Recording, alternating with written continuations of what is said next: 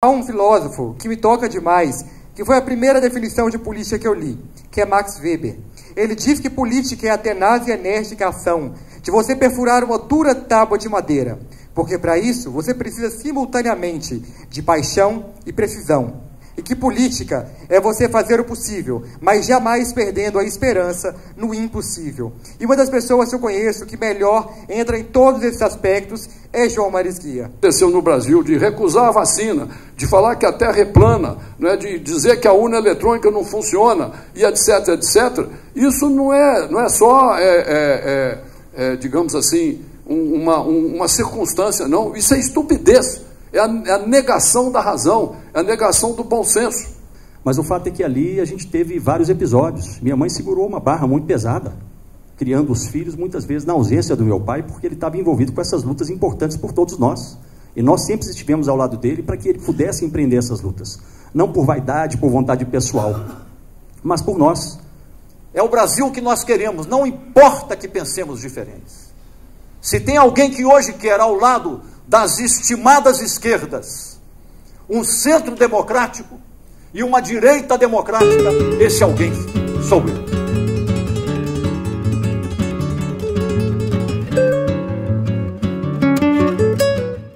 Vamos iniciar, tá? Eu queria que, antes de mais nada, os oradores presentes, os convidados do João Batista dos Mares Guia, se dirigissem à mesa dos trabalhos, né? As pessoas selecionadas pelo João e pela coordenação de campanha são as seguintes: o Vinícius Benares, está aqui o Vinícius.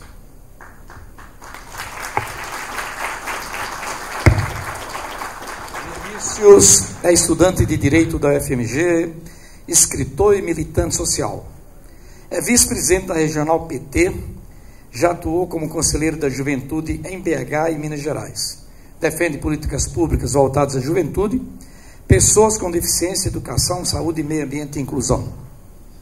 Ok, Vinícius? Seja bem-vindo. Queremos também convidar a fazer parte da mesa dos trabalhos Valfrido Silvino dos Mares Guia Neto, figura conhecida de todos nós, empresário, educador, foi vice-governador de Minas Gerais, deputado federal, ministro do Turismo e ministro-chefe da Secretaria de Relações Institucionais, cofundador do sistema Pitágoras Croton e da Biobras, engenheiro químico pela UFMG e integra o conselho da Bion. Felipe Martins Pinto,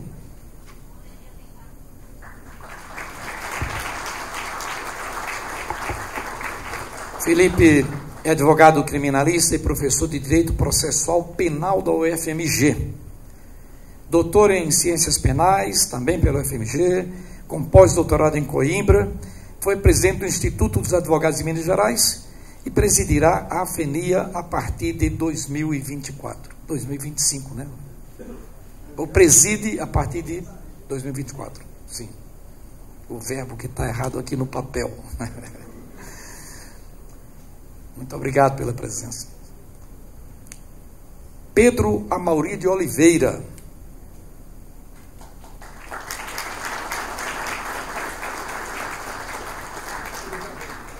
Tá, quando ele chegar a gente fala sobre ele. José Onofre dos Souza, companheiro de Nova Lima. José Onofre atuou como trabalhador metalúrgico na iniciativa privada durante 22 anos em manutenções de máquinas. Foi presidente dos sindicatos metalúrgicos de Betim, de 81 a 86, servidor público durante 16 anos e ex-secretário de Esporte, Lazer e Turismo de Betim. Esse é o Onofre, o novalimense.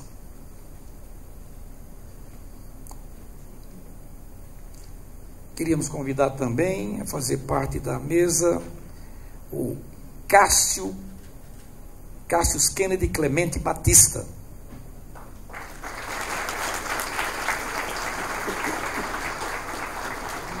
Cássio é professor e pesquisador, doutor em História pelo UNB, com foco em questões étnico-raciais e representações de gêneros no cinema. Vereador em Paracatu, eleito 2020 a 2024, defende pautas como combate ao racismo, agricultura familiar e preservação ambiental. Seja bem-vindo, Cássio. Queremos convidar também a professora Ciene Toledo.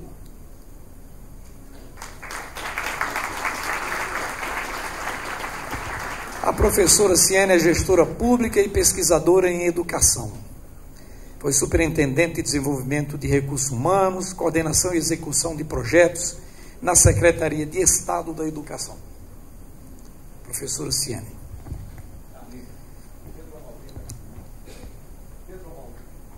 Pedro?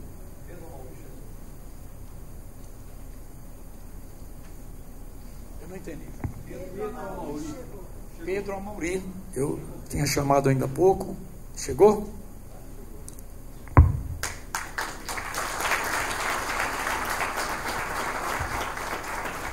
Pedro Amauri, seja bem-vindo. Pedro Amauri é produtor rural aposentado no PA Betim, fundador e ex-presidente da Associação de Pequenos Produtores Rurais. Atualmente preside a Cooperdola, Cooperativa Agropecuária de Engenheiro Dolabella. Seja bem-vindo, professor. E, por último, queríamos chamar o Tiago Marisguia.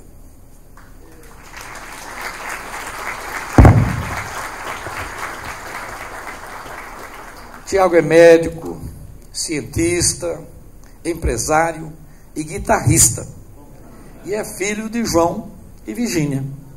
Pronto, está composta a mesa dos trabalhos.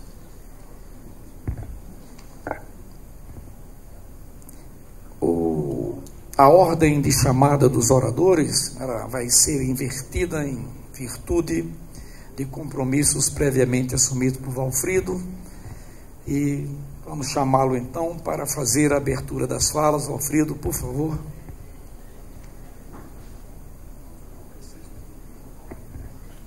Eu tenho 6 minutos para falar, segundo o João Batista. Eu vou tentar ficar nesses 6 minutos.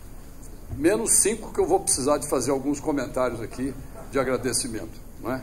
Inicialmente, em nome do João Batista, não é? Em nome dos companheiros aqui da mesa, eu estou sendo o primeiro a falar por causa da idade também, né? Eu já tenho mais de 80 anos e eu tenho um compromisso às 9 horas, que vem uma pessoa do Rio de Janeiro, da Fiocruz, e só pôde vir hoje à noite, então 9 horas eu tenho que estar lá para encontrá-lo. Mas, portanto, eu tenho ainda tempo suficiente para assistir uma parte deste encontro que é fundamental. A primeira coisa que eu queria fazer, João Batista, é cumprimentar todos os que estão aqui presentes, né? Em especial a Virgínia, sua esposa, Tiago, seu filho, que é meu afilhado, sou o padrinho de batismo dele, minhas irmãs que estão aqui, e os irmãos nossos na luta política, né? A luta política do João Batista, vocês conhecem, começou lá nos anos 60, não é? Ele era menino, 17 anos de idade, quando ele começou a vida dele, dedicando a servir as pessoas, a lutar pelas pessoas. E ele faz isso de uma maneira reiterada por 60 anos consecutivos.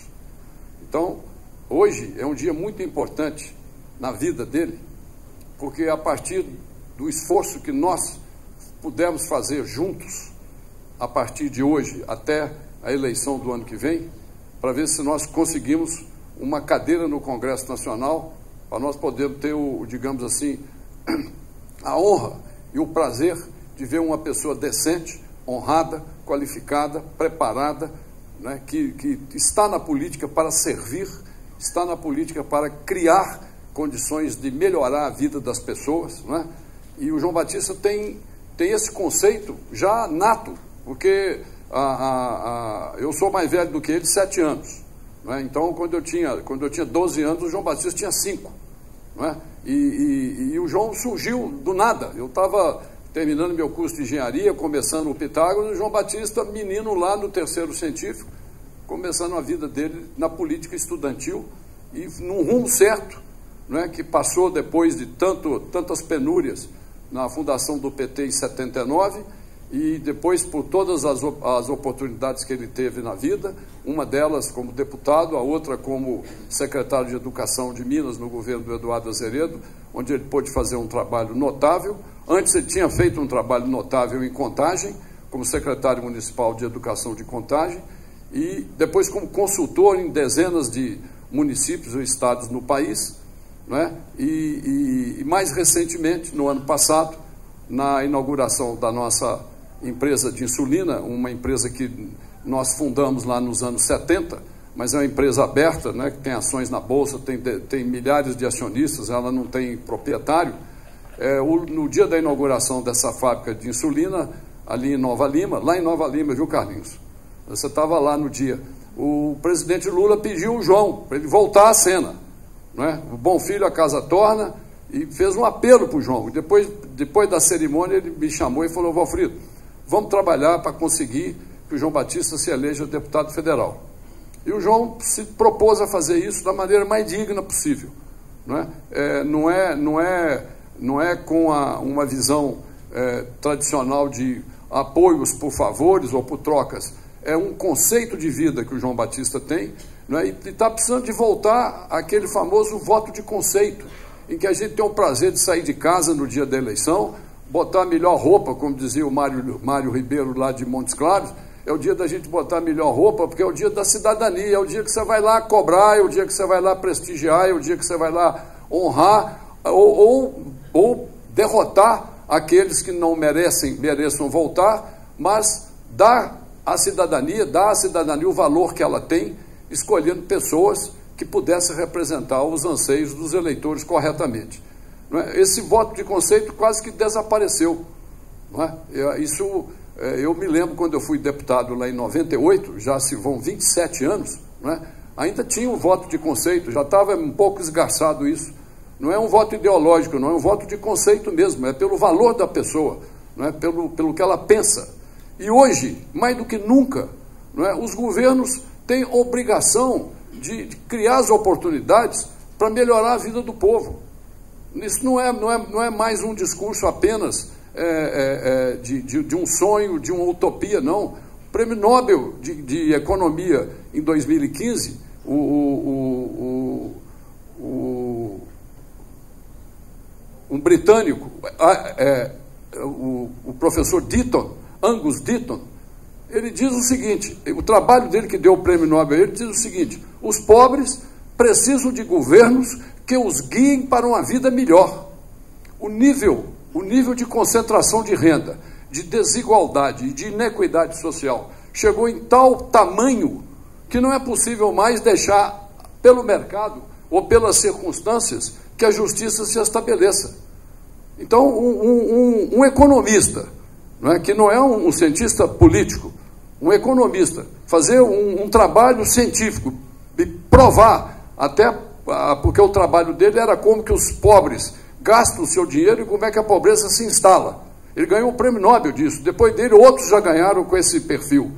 Não é? Então, o trabalho do governo hoje é proteger os mais necessitados mesmo. Então, as políticas públicas são fundamentais para isso.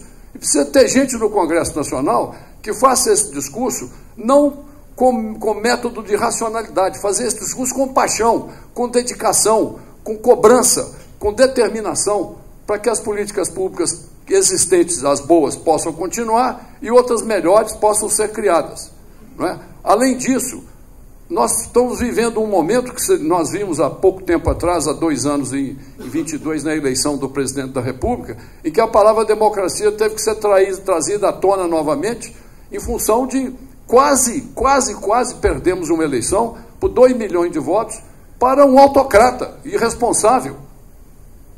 E eu vou falar só irresponsável, mais nada, porque eu fui colega dele na Câmara durante 4 anos. Então, eu tive o desprazer de conhecer aquela figura no Congresso Nacional, onde ele ficou por 8 mandatos, que não conseguiu prestar um único serviço à nação, a não ser palavrão e arma. Então, nós quase perdemos uma eleição, repetimos, né? Perderíamos novamente. Mas, graças a Deus, a liderança do presidente Lula estava acima dessa insanidade mental ou dessa estupidez que tomou conta de quase 40% da população brasileira, que prefere botar uma venda negra em frente aos seus olhos do que ver as coisas mais claras e mais simples usando fatos e razão. Não querem ouvir fatos, não querem usar razão e não querem ouvir circunstâncias, né? Quase que uma paixão mesmo, né? E esse negócio da estupidez não é a pessoa apenas abrupta, não. Nós já tivemos cientistas aí que publicaram trabalhos notáveis sobre esse assunto, começando pelo Robert Musil, um austríaco que publicou um trabalho notável chamado O Homem Imperfeito e fez estudos sobre a estupidez há mais de 100 anos atrás, mostrando que isso que aconteceu no Brasil, de recusar a vacina, de falar que a Terra é plana, né, de dizer que a urna eletrônica não funciona, e etc., etc., isso não é só, digamos assim, uma circunstância, não. Isso é estupidez, é a negação da razão, é a negação do bom senso. E nós não podemos mais correr o risco de nem lembrar do deputado que nós votamos na última ou na penúltima eleição. Nós temos que ter orgulho de dizer, eu votei nesse deputado, eu estou mantendo contato com ele, eu estou cobrando dele, eu estou estimulando ele. Não é? Eu, quando fui deputado, pelo menos só fui uma vez, um mandato, não é? Aprendi demais, tive colegas extraordinários na época, graças a Deus foi um momento extraordinário, não é? Mas é importante que o Congresso Nacional volte a ser valorizado. E a valorização não é pela troca, não é pelo favor, não, ele é meu primo, ele é meu amigo, ele é irmão, ele arrumou um emprego para minha cunhada, ele me deu isso, me deu aquilo. Não, é a cidadania hoje que está em jogo. Então, essa reunião de hoje é um começo, é um momento de fortalecer e organizar uma campanha que o João Batista está fazendo. Eu sei que com a ajuda de todos vocês aqui, estou vendo tantas pessoas aqui que eu tenho carinho, admiração e conhecimento pessoal, que se eu fosse citá-las eu gastaria o dobro do tempo que eu tenho, mas porque eu poderia falar alguma coisa a respeito de cada um de vocês, mas é muito importante que a gente transforme esse momento em muitos momentos de energia positiva para chegar em outubro do ano que vem e conseguirmos 80, 90 mil votos para eleger o João Batista. Ele não tem emenda, não é? As emendas hoje que viraram essa barafunda que vocês estão vendo aí na imprensa diariamente, já tem centenas, já tem dezenas de deputados agora, digamos assim, com a coleira no pescoço, em função dos desmandos do uso das emendas, não é? Os prefeitos ficaram ensandecidos com as emendas e os deputados também, porque é muito dinheiro, sem nenhum protocolo, não tem mais que apresentar um projeto, não tem mais que defender uma tese do projeto, é simplesmente pegar o cheque, entregar para o prefeito, ele escolhe e faz o que ele quer. Não é? Então, aumentou a responsabilidade dos prefeitos também, porque eles têm que aplicar o dinheiro corretamente. Então, nesse momento, gente, é um momento assim de nós nos energizarmos uns com os outros. Eu sou o irmão mais velho do João Batista, tenho uma admiração especial e profunda por ele, não é? Tenho até obrigação, como irmão mais velho, de me empenhar ao máximo, mas vocês conhecem o valor do João Batista, não é? E votar num candidato neste padrão é uma honra, é uma alegria, não é? É uma satisfação da cidadania, você ter a chance de votar numa pessoa que tem a vocação, que tem o coração envolvido, né? É uma paixão mesmo por servir e, sobretudo, aqueles que precisam de ter uma atenção do governo. Esse momento de hoje é um momento inicial. Nós vamos provavelmente ter outras oportunidades, né, João, de nos encontrarmos aí durante a campanha, mas eu queria encerrar a minha fala dizendo o seguinte: quando o João Batista me falou que ele toparia ser candidato a presidente da República, eu falei com ele: ô João, você não precisa de ter uma montanha de voto, você não precisa de fazer um trabalho, digamos assim, hercúleo.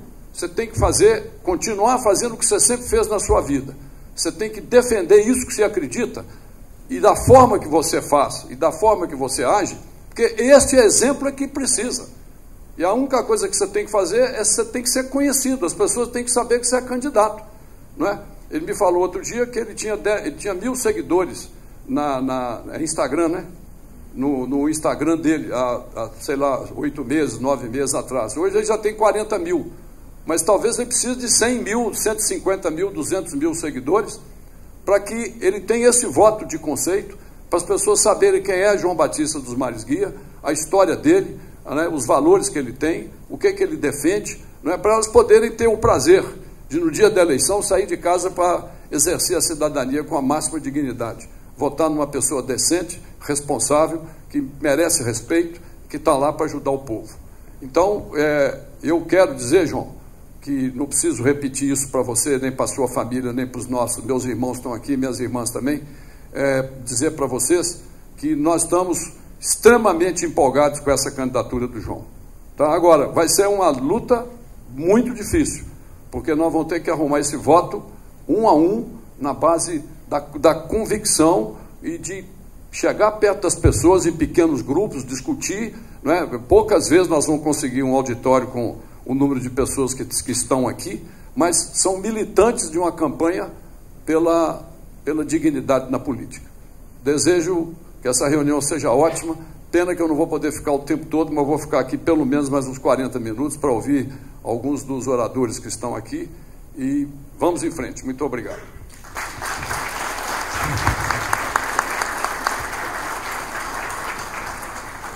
Agora nós vamos ouvir a professora Ciene Toledo, gestora de educação.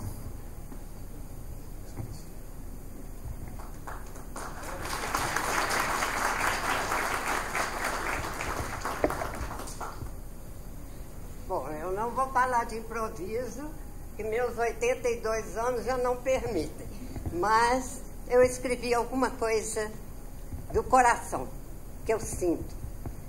Ao cumprimentar todos os presentes, quero manifestar minha alegria por este momento.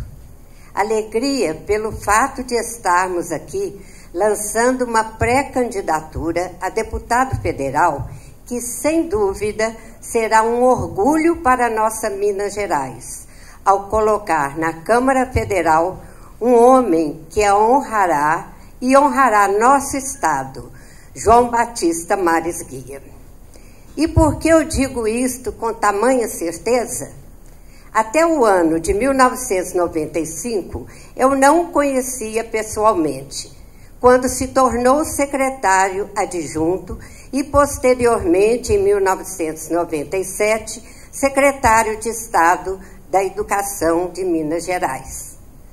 Eu, como funcionária da Secretaria de Estado da Educação, pude conviver e testemunhar o talento, a inteligência, a honradez e a enorme capacidade de gestão do professor João Batista. Tanto assim que a sua gestão como secretário da Educação levou Minas, na avaliação do MEC, ao primeiro lugar nacional da educação básica, além de se ter universalizado o ensino médio. Reforçou-se em sua gestão a visão da educação não como a simples transmissão do conhecimento e de conteúdo, mas, sobretudo, suas dimensões ética, política, afetiva, cultural e estética, uma vez que deve ser atribuição da escola preocupar-se com a formação integral do aluno, ou seja, com a introjeção dos valores que norteiam a convivência social, o respeito aos deveres, a consciência dos direitos e a noção dos limites que o ser humano, enquanto ser social, deve observar. Formar o cidadão nesta perspectiva requer que os educadores também sejam éticos, vivenciem os valores que desejam transmitir em sintonia com sua competência pedagógica. Para tanto, foram criados, na gestão do professor João Batista, programas e projetos cujos objetivos foram elevar a qualidade da educação em consonância com esses parâmetros. Entre eles, o projeto Acertando o Passo, o projeto A Caminho da Cidadania, Cantinho de Leitura e os programas PROCAP e PROCAD. Tive o prazer, o imenso prazer, de participar deste momento e farei um breve resumo de cada um desses projetos e programas que muito contribuíram para elevar a qualidade e a equidade da educação básica nesse período de gestão do professor João Batista. O Acertando o Passo. O projeto Acertando o Passo foi criado visando dar um novo sentido ao chamado ensino noturno, em geral ministrado de forma menos exigente em termos de qualidade e resultados. Seu objetivo foi atender o aluno com significativa defasagem idade série do segundo ciclo do ensino fundamental, quinta a oitava série naquela época, além de também trazer de volta à escola aqueles que, por diversas razões, haviam interrompido seus estudos. O grande diferencial foi a mudança do tradicional e frequentemente relegado ensino noturno a partir de aulas dinâmicas com temas e assuntos condizentes com o perfil e a realidade desses alunos. Para tanto, investiu-se também na mudança do perfil dos professores do projeto, capacitando-os criteriosamente para lidar com esses alunos. O projeto teve grande adesão e sucesso, constatados pelas avaliações feitas pelos próprios alunos, pelas superintendências regionais de ensino e pela equipe de coordenação do projeto. Infelizmente, o projeto Acertando o Passo, com a mudança de governo, foi simplesmente encerrado, sem nenhuma avaliação feita pela nova administração. Uma comum e trágica prática que ainda subsiste em muitas administrações públicas de nosso país. A Caminho da Cidadania, o outro projeto. Projeto A Caminho da Cidadania destinou seus alunos do ensino médio, também com atraso no seu processo de escolarização. Com diretrizes pedagógicas próprias e adequadas a essa demanda, apresentou excelente resultado. Implantado de forma gradativa, teve como prioridade, mas não só, o atendimento aos concluintes do projeto Acertando o Passo, compreendendo 3 períodos letivos de 100 dias e 400 módulos aula. Os professores atuantes no projeto tiveram prioridade para fazer o PROCAP, Projeto de Capacitação dos Professores.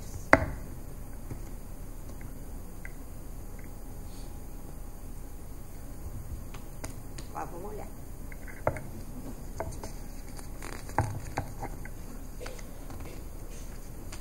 Isso. Cantinho de Leitura.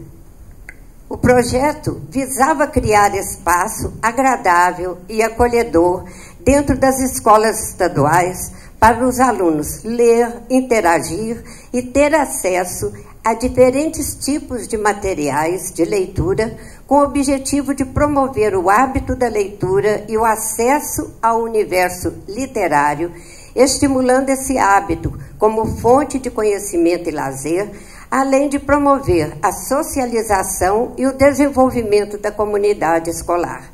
A proposta era de que cada escola, de forma descentralizada, adquirisse livros de literatura para salas de aula que atendesse às necessidades específicas de sua comunidade, com foco na autonomia e melhoria da qualidade do ensino.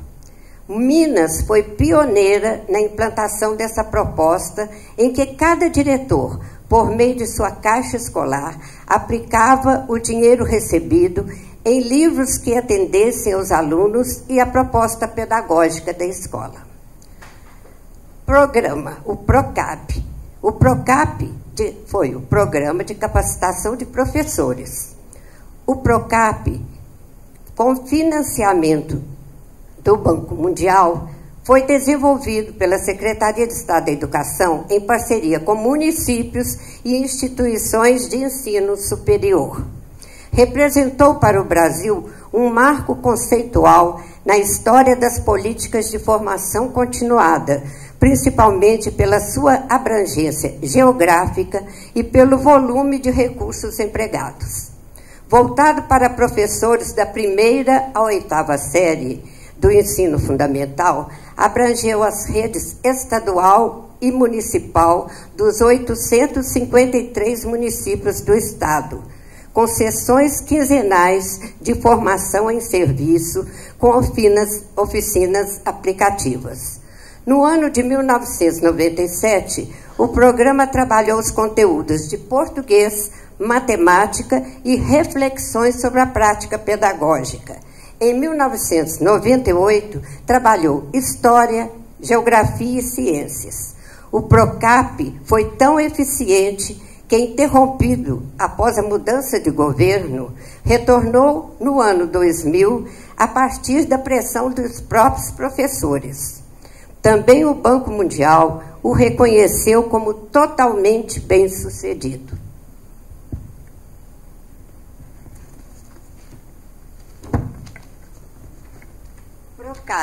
PROCAD foi o Programa de Capacitação de Diretores. Ele estendeu-se durante o biênio 1997-1998, com sessões quinzenais de formação em serviço, com cada turma coordenada por um tutor previamente treinado. Atendeu os diretores e vice-diretores das escolas estaduais e municipais. Os materiais instrucionais constavam de livros e vídeos, com aulas nas formas de oficinas aplicativas. O PROCAD representou os seguintes impactos: unificação curricular, planejamentos semanais de aulas padronizadas, monitoramento do processo ensino e aprendizagem e intervenção pedagógica imediata para nenhum aluno ficar para trás. Em síntese, estas foram as principais ações, mas não únicas, que levaram esse período a se tornar referência pelo grande salto da educação básica nos 4 anos da gestão do professor João Batista. Finalizando, pelo que convivi e presenciei da pessoa do professor João Batista, como principal responsável de todo esse sucesso, além da possibilidade que tive de conhecê-lo ainda mais após sua gestão na secretaria, posso afirmar que poderá até se ter um candidato tão qualificado quanto, mas seguramente nenhum melhor que ele para colocarmos na Câmara Federal.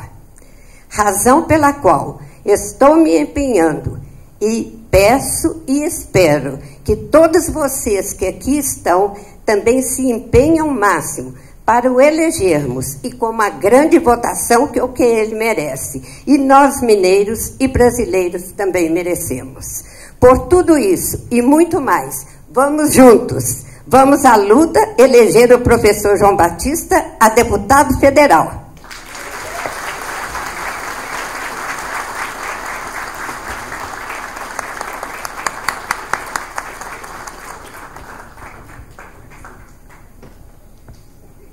Gente, a luta do João começa na década de 60 e não parou de lá para cá, como o Valfrido bem ressaltou.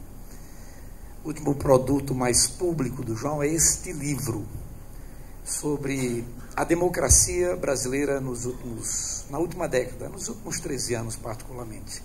A ameaça que sofreu e que continua sofrendo. E esse livro encontra-se disponível na entrada desta sala. É gratuito, à disposição de quem quiser pegar e levar para casa, tá? E lê-lo, né, logicamente. E também tem água disponível para quem estiver com sede, pode lançar a mão também da água.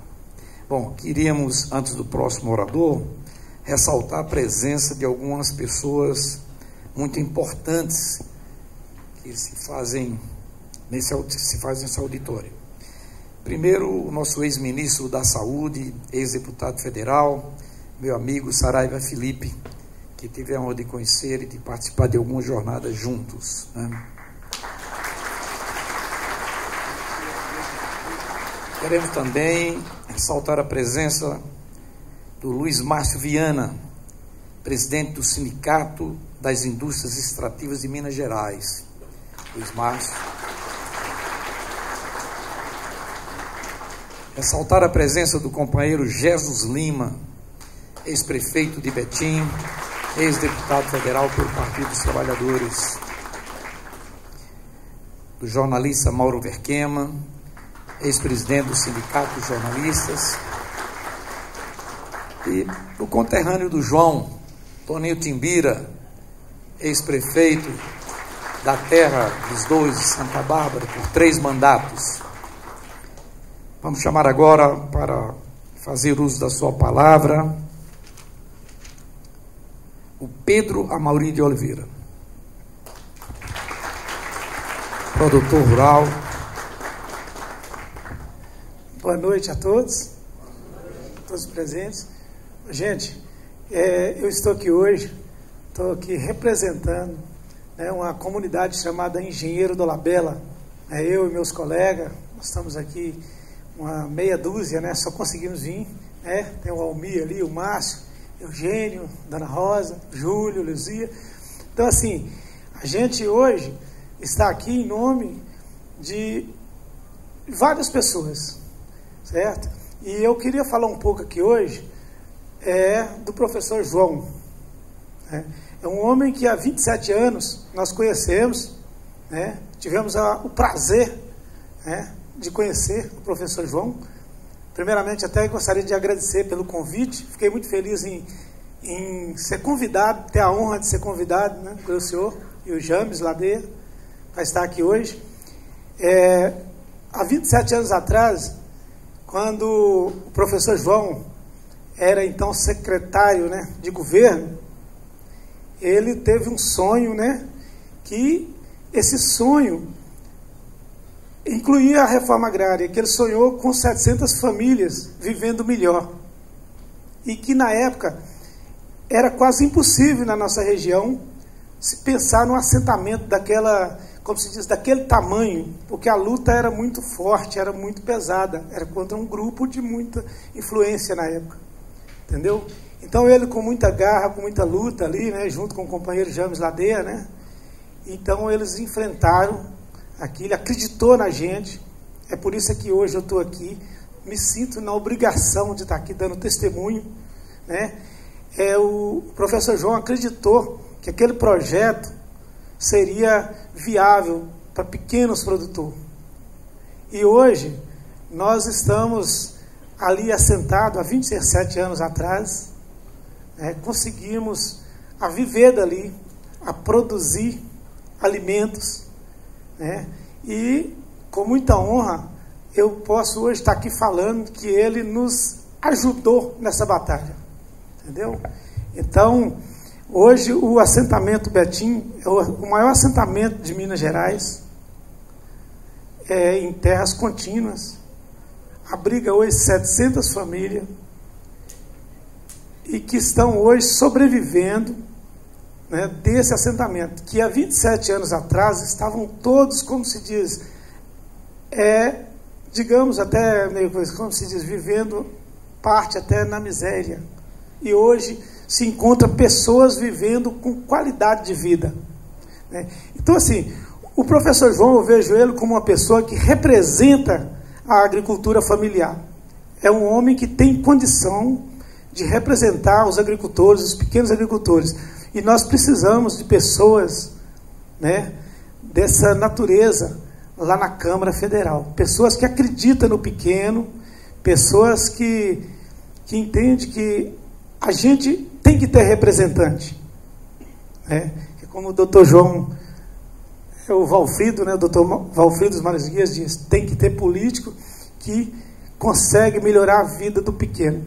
E eu acho que o João Batista Mários Guias é uma pessoa que representa bem a classe pequena, os trabalhadores rurais.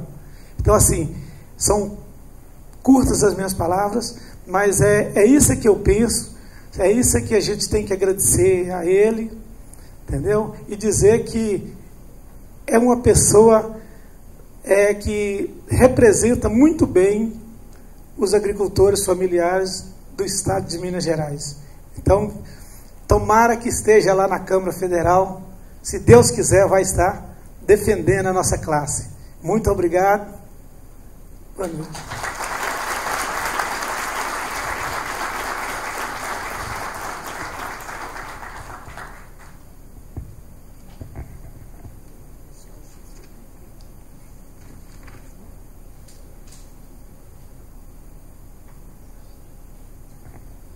Professor Felipe Martins, por favor.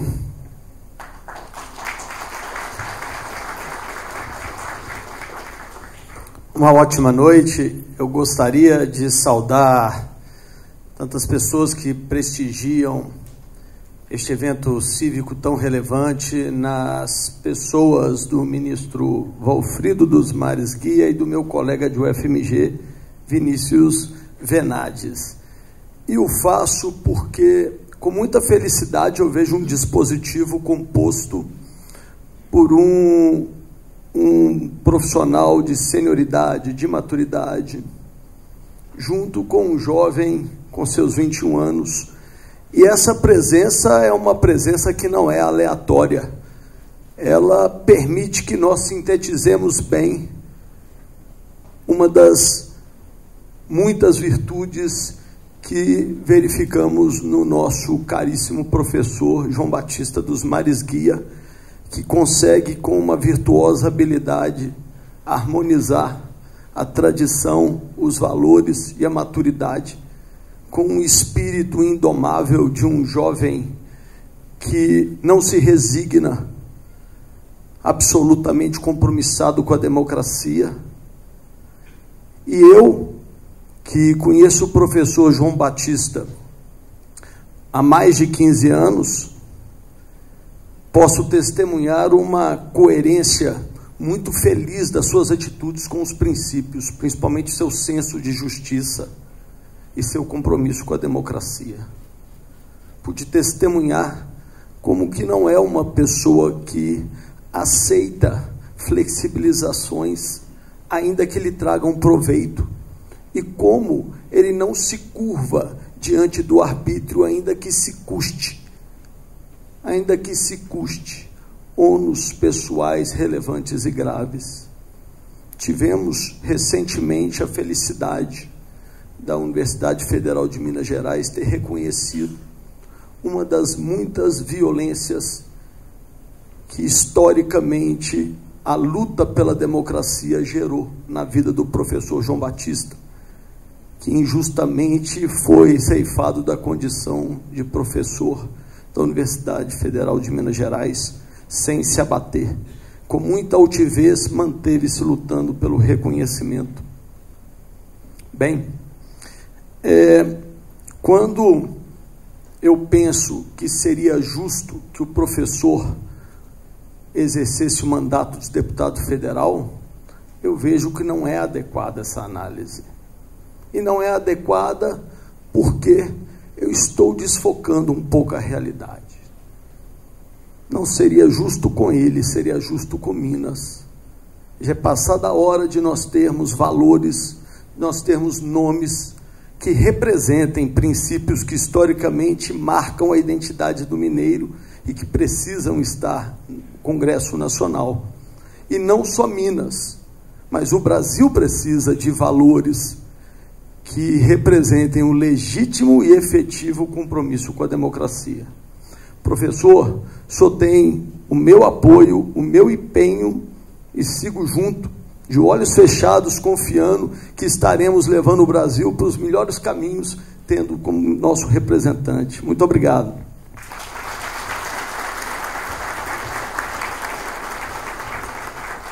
Queria convidar agora o metalúrgico, líder trabalhista, José Onofre de Souza.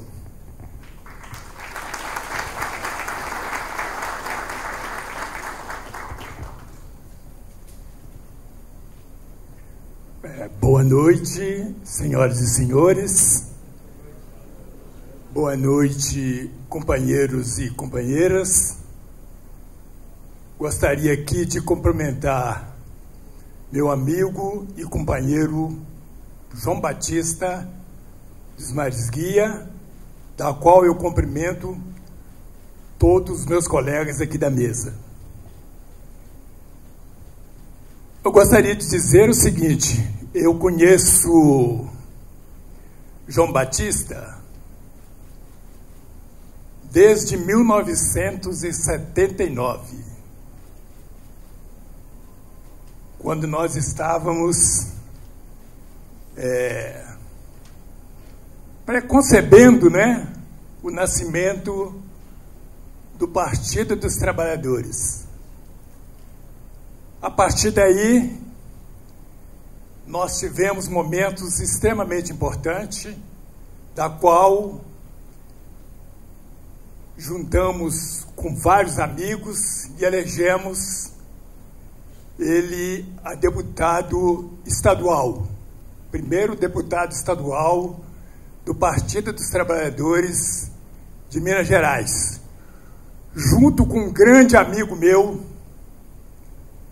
que é o Luiz Soares Dulce, deputado federal, da qual é uma pessoa que eu estimo muito, meu compadre, meu amigo. Eu sou padrinho da TT, uma filha dele. Então, eu conheço João Batista de algumas décadas. Quando eu soube que o João Batista, que o Lula pediu a ele para retomar de novo a Câmara Federal, eu vi a importância da gente trabalhar para que a gente possa elegê-lo como candidato, como deputado federal. Eu vou contar para vocês aqui um fato que aconteceu em 1984. Acho que daqui só o João Batista sabe disso. Nós estávamos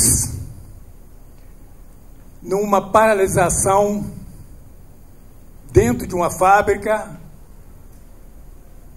de 6 a 7 mil trabalhadores dentro da fábrica. E polícia, tanto dentro como fora, para tudo enquanto é lado. Nós, então, pedimos a um grande companheiro, que já se foi, mas deve estar organizando alguma coisa onde ele estiver. Paulo Emílio Lotti. Pedimos a ele para agendar uma audiência com o então governador Tancredo Neves.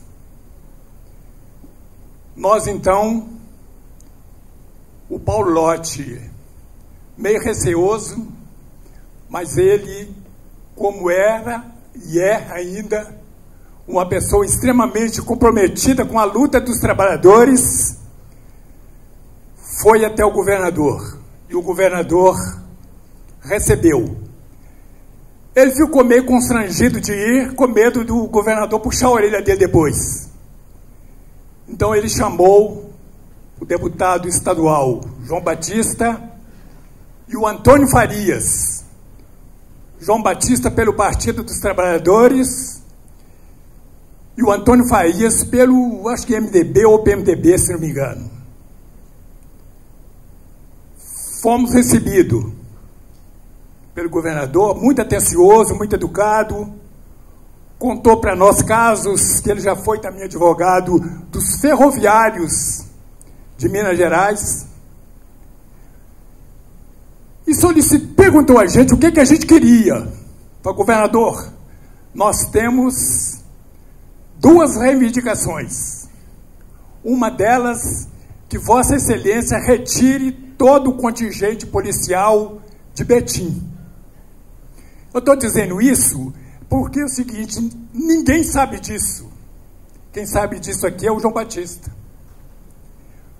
O governador levantou educadamente, foi numa sala, ele não gostava de celular. Entrou numa sala, falou baixinho, ninguém escutou nada, voltou e disse o seguinte: ok, resolvido. e perguntou para a gente o que a gente queria depois. Qual que era a outra reivindicação? A outra reivindicação era nós voltarmos à mesa de negociação com a empresa Fiat Automóveis. Então, nós solicitamos eles, então, um encontro com o então presidente da Fiat, que era indicado pelo Estado, que era o doutor Amaro Lanaro Júnior. Imediatamente ele recebeu, falou, amanhã, às 10 horas. Não tivemos acordo, mas saímos daquele dia. A partir daquele momento, a classe trabalhadora, os metalúrgicos, sentiram-se fortalecidos. Não obtivemos um ganho econômico, por vaidade empresarial de alguns, que não vale a pena aqui a gente estar colocando o nome dele. Mas os trabalhadores, a partir daquele momento, se sentiam vitoriosos. Com isso, eu volto a dizer a importância do João Batista ser o nosso pré-candidato a deputado federal. Tem um compositor brasileiro que muitas pessoas aqui conhecem, chama Taiguara. Ele dizia o seguinte, ele tinha uma música seguinte: teu sonho não acabou. Tem um estrofe na música dele que fala que nós precisamos muito de vocês. É o caso específico do João Batista. Nós precisamos dele. Porque nós temos hoje um Congresso talvez o mais reacionário que nós já tivemos na nossa história da República. Com algumas exceções. Porque no meio daquela multidão ali tem algumas pessoas que pensa na luta dos trabalhadores.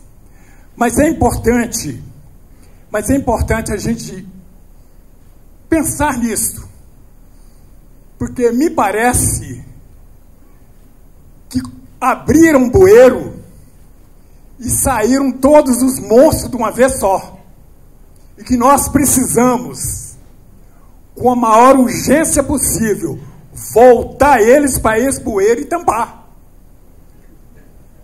Não tem jeito, sabe?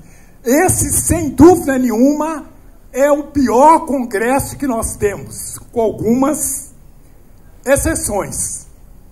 Então, a partir daí, eu acho que a gente, tendo João Batista como um deputado federal, a gente consegue trabalhar no sentido de dar visibilidade aos trabalhadores, tanto do campo como na cidade, porque ele já provou isso no tempo que ele foi deputado estadual aqui em Minas Gerais. E para encerrar, eu dizia o seguinte: o João é muito articulado, bem articulado, e se você encontrar alguém mais inteligente que você, trabalhe com essa pessoa, não contra ela, que é perto dos bons que você fica melhor. Então é assim que nós vamos trabalhar e queremos que o João seja eleito deputado federal por Minas Gerais. Muito obrigado.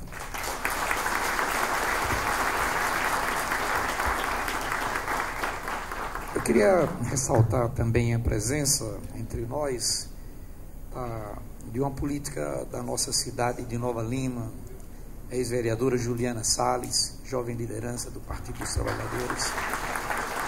E queria convidar também um outro jovem agora para falar, que é o Vinícius Venades, estudante de Direito da UFMG. Vinícius, por favor.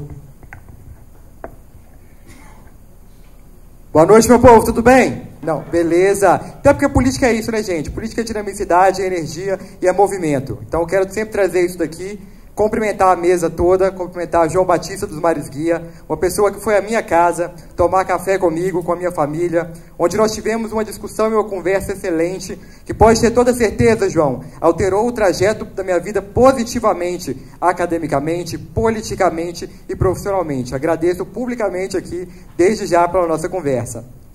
Mas vamos falar um pouquinho sobre Minas Gerais. Minas são muitas. Minas são de povos. Nós temos os mineiros, os caipiras, os geraizeiros, mas o que une Minas é a história. É uma história de luta, é uma história de coragem, é uma história de esperança. Hannah Arendt dizia que nós estamos vivendo tempos sombrios, porque os perigosos perderam o medo e as pessoas boas perderam a esperança. E o que nós estamos fazendo aqui hoje é justamente o contrário. Nós estamos dando voz ao verbo esperançar. Não estamos apenas no lançamento de uma forte pré-candidatura a deputado estadual. Nós estamos construindo a história política de Minas Gerais e do Brasil.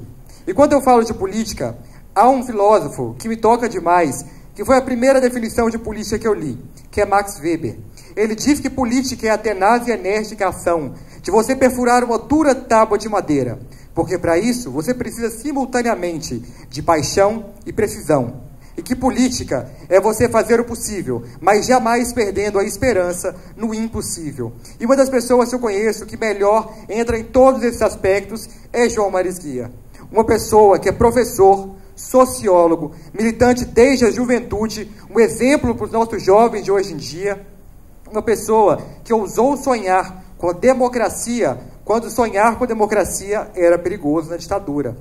Um cara que foi exilado, mas quando voltou, voltou de cabeça erguida, voltou pronto para colocar o seu nome à disposição para a Assembleia Legislativa de Minas Gerais, lutando pelo povo mineiro, pela educação, pela saúde, pelo meio ambiente e pelos aqueles que não tinham direito de ter voz, mas queriam ter vez na política e na sociedade. Então, João, eu venho... Pode vir aqui, João. Quero que você venha cá.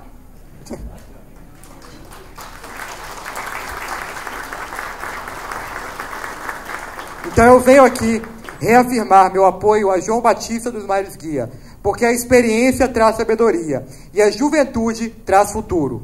Nós temos em Minas Gerais mais de 5 milhões de jovens que estão tendo seu futuro retirado por políticas de desprezo que retiram a dignidade da pessoa humana, por políticas que não chegam a quem mais precisa. Nós temos no Brasil mais de 52 milhões de jovens que não têm políticas públicas de saúde, de educação, de cultura, de lazer, de esporte. Jovens que estão tendo as suas vidas tiradas pelas mãos, muitas vezes por falta, como sangue. Nós temos que colocar alguém que entende o poder da juventude e que vai ter a sabedoria e a experiência para conseguir trazer coisas efetivas, como quem já foi secretário, quem já foi deputado, e tem muita força para trazer uma mudança. E aqui, João, acho que como todo mundo pode ver, eu sou uma pessoa com deficiência, eu tenho atrofia muscular espinhal tipo 2, uma doença rara, degenerativa, como mais de 135.632 pessoas em Belo Horizonte, mais de 2 milhões de pessoas em Minas Gerais e mais de 18 milhões de pessoas com deficiência no Brasil. Pessoas que também não têm a mínima representação lá dentro e não tem quem luta, mas tem quem pega a bandeira para falar que faz e não fazer coisa alguma. E para isso, para fazer política pública, nós precisamos de orçamento. E aqui eu quero puxar a orelha de todos os lados. Nós temos hoje um orçamento no governo federal de mais de 7,8 trilhões de reais. Disso, 3,5 trilhões são de impostos. Eu gostaria muito de saber para onde estão indo os nossos impostos.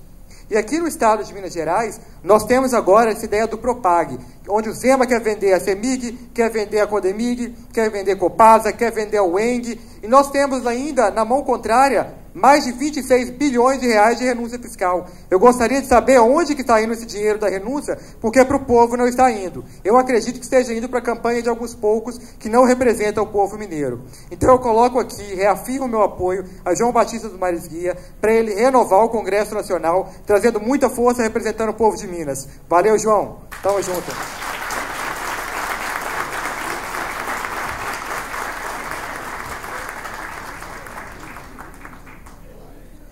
Bom, vamos ouvir agora o professor historiador Cassius Kennedy, vereador de Paracatu. Boa noite a todos. Boa noite, Valfrido. Cumprimento dispositivo em seu nome. João Batista. Prazer poder estar aqui nesse momento com pessoas tão ilustres como a gente tem aqui hoje. E sou vereador de uma cidade de 100 mil habitantes, a mais de 500 quilômetros daqui. Conheci o João Batista quando eu ainda assessorava o secretário de Educação, Tiago de Deus, que me acompanha aqui hoje, quando o João Batista fez uma das suas visitas à cidade e eu descobri ali duas incríveis capacidades que o professor João Batista tem. A primeira, a política, e a segunda, a educação. Eu sou professor, então a educação me tirou de uma cidade de 15 mil habitantes no interior de Mato Grosso e me proporcionou ir para outros lugares, enfim, me formar, enfim, chegar até a Câmara Municipal por conta da educação. E o João Batista tem essa capacidade, essa sapiência sedutora, que quando ele fala, em poucos minutos ele consegue nos convencer, e é por isso que eu concordo com o Valfrido. Ele tem a capacidade de energizar pessoas mais jovens, como é o exemplo aqui do Vinícius. Então a gente tem uma sabedoria de uma história, o serviço que ele prestou para a democracia, e que mais uma vez é chamado para defender a democracia. Porque sim, senhor Zé Onofre, nós abrimos o esgoto e a gente precisa fechá-lo. São pessoas que não têm a vergonha, não têm o pudor de defender golpe de Estado, que não têm o pudor de negociar a soberania para salvar uns e outros. Essas mesmas pessoas que trocam parte do orçamento federal em benefício próprio, não têm o menor pudor de fazer isso, sequestrando o orçamento e colocando sob ameaça coisas que são muito básicas, como o Vinícius trouxe aqui para nós. Então nós precisamos de pessoas como o professor João Batista para, pasmem, oxigenar o nosso parlamento, porque as pessoas que vieram para cá não fazem, pelo contrário, pioram a estrutura que a gente tem lá. A fama de péssimos políticos que todos nós carregamos, eu me incluo aqui, é muito em parte do poder legislativo. Porque quem salva daquele espaço? Nós precisamos, mais uma vez, João Batista, do senhor, para poder salvar a democracia. Porque nós estamos sob constante ameaça, tendo em vista o que a gente teve depois das eleições que elegeu o presidente Lula. Então, mais uma vez, nós contamos com o senhor, nós precisamos de pessoas no Congresso que façam o que esses não fazem. E, se possível, que a gente consiga tirar boa parte de lá, porque muitas vezes uma pessoa boa como é o João Batista, ele não vai conseguir fazer sozinho, muito embora ele é tão necessário nesse espaço. Então, eu me sinto contemplado na figura do senhor para estar no Congresso Nacional. Eu não era vereador quando conheci o João Batista. De novo, ele foi prestar um serviço muito bem prestado, a gente ganha em 20 minutos de conversa o que a gente muitas vezes não vê em 4 anos de faculdade, em mestrado, em doutorado, porque é uma pessoa que conhece, que sabe, e que com muita propriedade, com muita lucidez, consegue fazer uma análise de conjuntura, como tem no livro que ele acaba de nos ofertar, e também com as análises que ele faz nas redes sociais, e que vai crescer ainda mais, porque, como o Valfrido disse, nós precisamos apenas divulgar aquilo que o João Batista já faz. Nós sabemos que ele é bom. Quanto mais pessoas conhecerem, mais votos ele terá, porque é de forma inequívoca, A gente sabe a competência que ele tem e que ele pode prestar. De tudo aquilo que o João Batista escreveu e falou nos últimos tempos, tem uma coisa que marcou muito, até compartilhei isso com meu amigo Tiago de Deus, secretário de Educação, que é o seguinte, e ele falou isso para nós no saguão de um hotel, quando ele foi visitar em uma dos trabalhos que ele fez lá. O professor tem a obrigação de ser bom.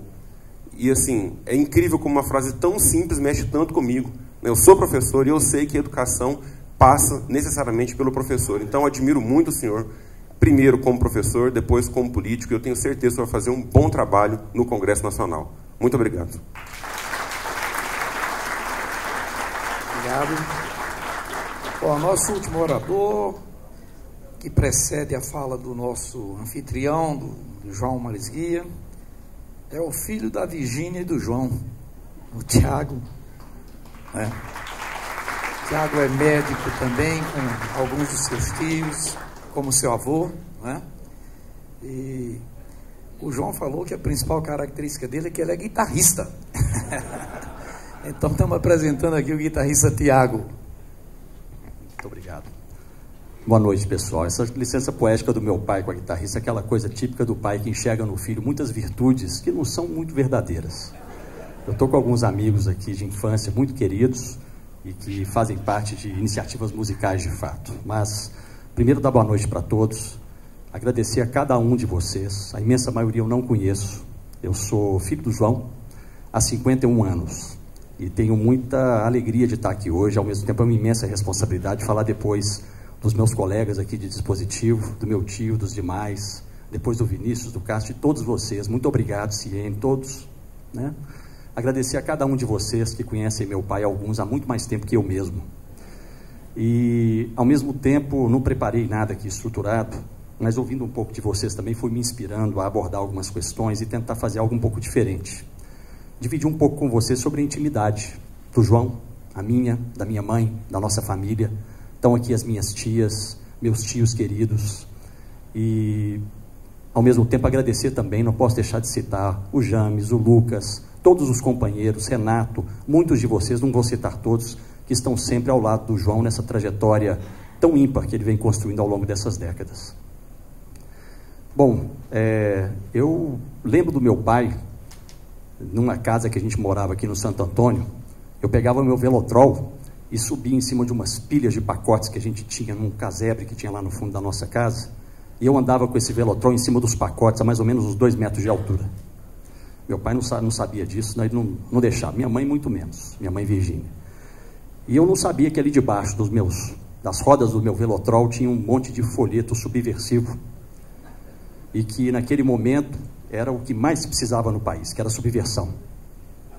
Ter a coragem que muitos de vocês tiveram e têm até hoje, estão aqui porque têm coragem de fazer algo que a gente precisa muito, que tanto o Vinícius quanto todos nós aqui abordamos, que é a luta pela democracia.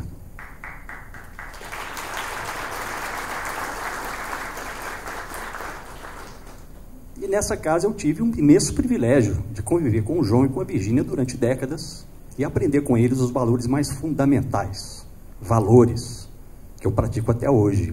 Eu tergiversei, não virei sociólogo, meus pais são sociólogos, se conheceram no FMG, e tergiversei, virei médico, um médico desvirtuado também, porque eu virei cientista, acabei indo para a academia, enfim, mas sempre carrego comigo os valores fundamentais. Hoje, de alguma forma, eu estou exercendo um pouco desses valores, porque é o que a gente trabalha, né, tio? De forma conjunta na biotecnologia, na ciência que a gente aprendeu com o tio Marcos, irmão mais velho dos meus tios, meu tio querido, a questão do acesso para as pessoas do nosso país, parece até surreal, né? Um país que tem tantas desigualdades, tantas dificuldades até hoje, a gente falar de tecnologia na saúde de maneira mirabolante. O fato é que a gente está tentando fazer isso para levar para o SUS, para as pessoas que mais precisam acesso aos remédios, aos tratamentos que todos nós precisamos. Então, de alguma forma, eu estou exercendo isso, e claro, no dia a dia, todos os dias, indignado com muita coisa que acontece no país, e aconteceu, sobretudo, num período que eu torço para que não volte nunca mais, mas dividir com vocês alguns episódios. Então, eu acompanhei a trajetória do meu pai, ainda durante a ditadura. Eu nasci na ditadura. E a gente tinha um medo constante de que o papai não pudesse voltar para casa um dia. Claro que antes de eu nascer teve coisas muito piores, a prisão, a tortura, as lutas que muitos de vocês empreenderam, e é por causa de vocês que a gente está aqui hoje, podendo falar tudo isso que a gente fala. Mas o fato é que ali a gente teve vários episódios. Minha mãe segurou uma barra muito pesada, criando os filhos, muitas vezes na ausência do meu pai, porque ele estava envolvido com essas lutas importantes por todos nós. E nós sempre estivemos ao lado dele para que ele pudesse empreender essas lutas. Não por vaidade, por vontade pessoal, mas por nós, que todos nós aqui praticamos o mesmo desprendimento. Muitos que estão aqui também são políticos, são engajados, são pessoas que lutam há muitos anos essas lutas importantes, e isso é doação. Não é por nós, é pelo povo brasileiro.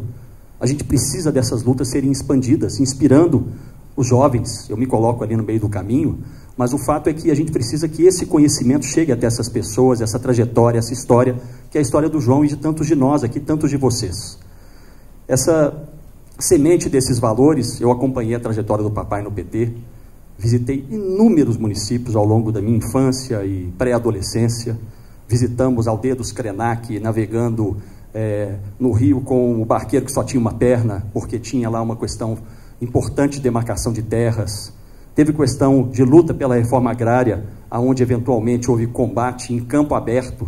E tem uma palavra que define muito bem o papai, na minha opinião, trazida pelo meu amigo Léo, que está aqui, até numa campanha anterior, muito hercúlea, que o papai empreendeu, quixotesca, né, para governador há algum tempo atrás, alguns vão se lembrar, mas que é o objetivo de inspirar a juventude e ter a coragem de se expor e de lutar. Se tem uma coisa que o João tem é coragem. E ao longo dessas décadas eu vi isso inúmeras vezes. Lutar de peito aberto, sem medo, sem nenhum receio de se expor e de combater o mal. Em todas as suas instâncias, quando a gente fala na política, a gente sabe muito bem onde está. E nesse aspecto a gente sempre teve o receio de que ele não pudesse voltar para casa, de que tivesse algum tipo de contratempo ou de consequência.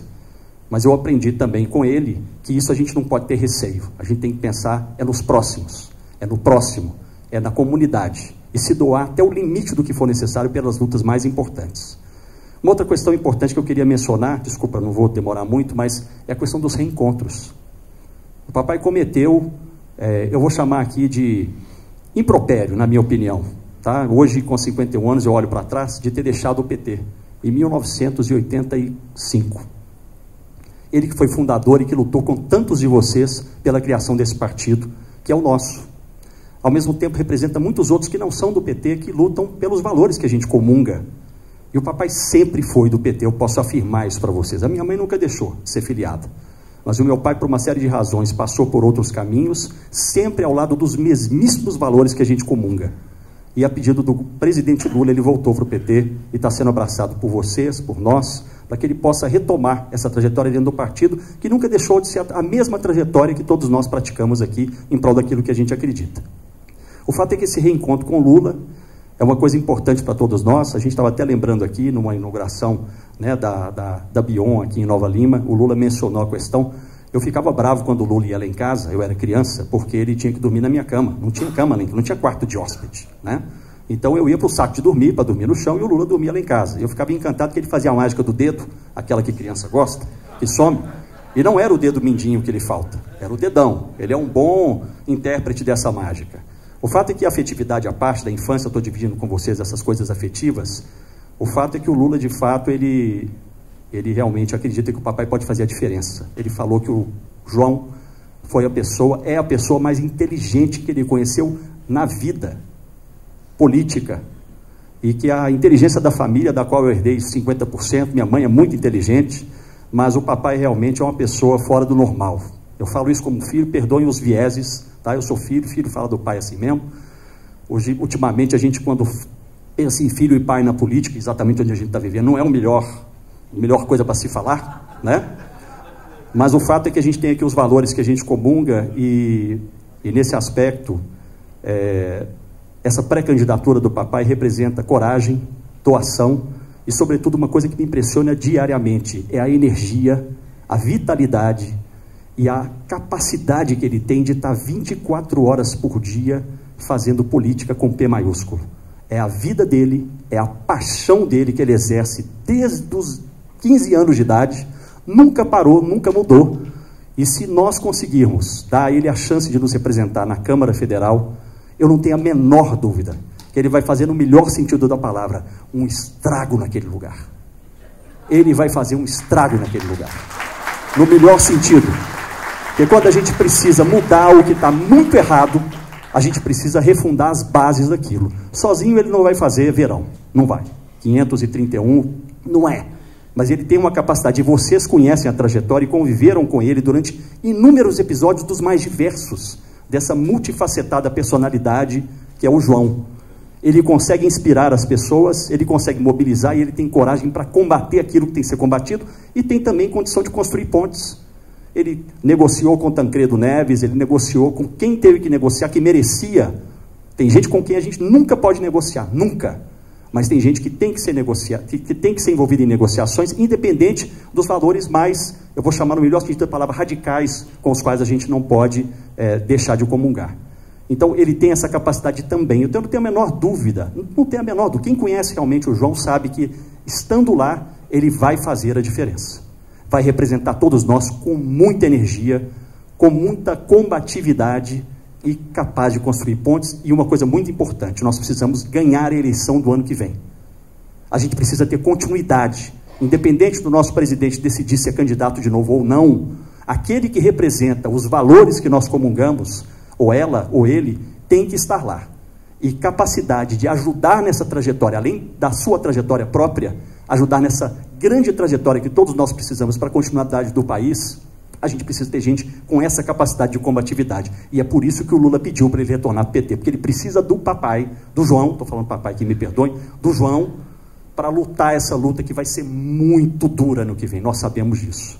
Então eu agradeço a todos de novo, me desculpem aqui por demorar um pouco de improviso, mas pai, amamos você, amo você, minhas irmãs estão nos observando aonde moram, nossa família, eu moro em São Paulo, já vou transferir meu título de novo para Belo Horizonte, obviamente, estarei mais junto aqui, viu James, viu Lucas, para a gente poder lutar essa luta mais próximo, e agradecer a todos vocês pela presença, vamos espalhar essa semente, a gente precisa que isso chegue a mais pessoas, aos jovens também, para que a gente possa levar conhecimento a respeito de quem é o João, para que a gente possa ter chance de ter um representante que vai certamente honrar o nosso voto lá na Câmara Federal. Obrigado, pessoal.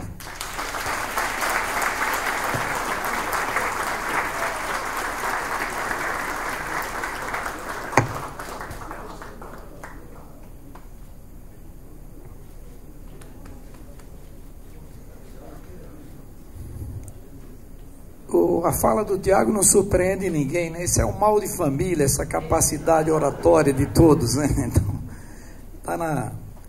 tá na Gênesis aí.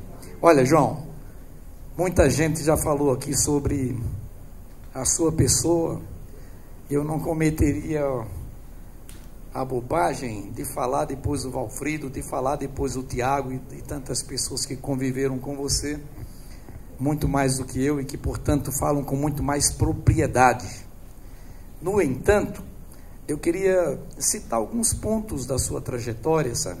Eu tive o cuidado de ler algumas coisas sobre você, não só sobre os primórdios em Santa Bárbara, né? Da Judite Pinto Coelho, do José Maria Marisguia, que deram origem a essa prole aí dos 8, né? E que você é o terceiro dos homens e o mais inquieto na política, né? O Valfrido deu suas tacadas na política, foi vice-governador, foi ministro, foi deputado federal, mas você começou muito cedo, né? Em 67, o João já era liderança estudantil, e de lá para cá foram fundação de jornais alternativos contra a ditadura, o jornal Tempo, o Em Tempo, né, melhor dizendo, o Tempo não, o Tempo é esse que está aí, que não tem nada a ver com o Tempo. O João foi fundador do Comando de Libertação Nacional, da Colina. O João se refugiou com Allende no Chile para fazer a reforma agrária do Chile, ajudou a pensar a reforma agrária do Chile naquele momento revolucionário. Então o João teve esse momento de resistência à ditadura, como o Tiago bem explicitou aqui, esse momento de contestação efetiva, né? E esse momento depois ele veio com uma nova fase, né? Com uma fase mais institucional. O João fundou comigo e Juscelino, né, Juscelino? O PT em Nova Lima, e como disse o Zé Odófrigo, junto com o Luiz Dulce também, a gente fundou o PT em Nova Lima, concomitantemente com a fundação do PT no Brasil. Falando nisso, eu queria agradecer a presença da comitiva de Nova Lima aqui. E queria também ressaltar a presença do Almir Brasilino, presidente da Cooperativa Agropecuária de Engenheiro Dolabella, tá certo? Que está aqui presente entre nós. E o João tem essa fase mais institucional, foi o primeiro deputado estadual eleito pelo PT, foi secretário estadual de Educação, secretário municipal de Contagem de Educação, que é o seu métier, o seu affaire, o seu trabalho, que ele até hoje mantém como uma forma de subsistência da sua família. Isso é muito bacana, né? Não sobreviveu da política, sobreviveu do seu trabalho, né, Celina? A gente comentava isso outro dia. Isso é uma coisa louvável, né? Aliás, é uma característica da família, sabe, Valfrido? É uma família que hoje, pelo fato de você ser sócio da Bion, não, João, é uma família de empresários, né? Mas é uma família que é oriunda de um médico e de uma dona de casa. Um médico que era servidor público, um médico que atendia plantões, atendia no Sandu, no antigo Sandu, tá certo? Essa prosperidade, ela veio do trabalho, né? Não tem nenhuma herança. A herança dessa família é a herança do trabalho dos pais. Então isso é importante que a gente ressalte e que saiba como é que essa família está colocada na sociedade mineira e para o país hoje também. Então, João, tomei a liberdade de fazer essa incursão aí pelo um pouco da sua história, né? E o João, depois que saiu do PT em 85, como o Tiago falou, ele teve passagem por vários não, pelo PSDB e Rede, apenas. Mas o conceito do político, como disse o Valfrido, não mudou, mesmo estando em outros partidos. A prática e a defesa dos valores democráticos, a defesa do bem-estar social, sempre foram a sua tônica, por onde ele passou, por onde ele andou, independente da sigla partidária. E ele volta hoje ao Partido dos Trabalhadores, é pré-candidato, hein, gente? É pré-candidato, tá? A deputado federal, a convite do Lula. Eu estava lá, o Lula não fez um convite ao pé de ouvido, o Lula fez um convite público para mais de 1.000 pessoas que estavam na solenidade da Bion, e depois convidou, apertando a mão, chamando o Valfrido para assumir junto com ele o compromisso com a candidatura do João. Eu presenciei esses momentos todos, tá certo? E o Lula certamente fez esse convite, não só pelo estrago, Tiago, que ele pode fazer, mas por saber desse conceito que só pode ser atestado pela prática, pelo passado político do João. E é esse o candidato, e é esse o pré-candidato que a gente vai ouvir agora. João, coragem dos mares guia.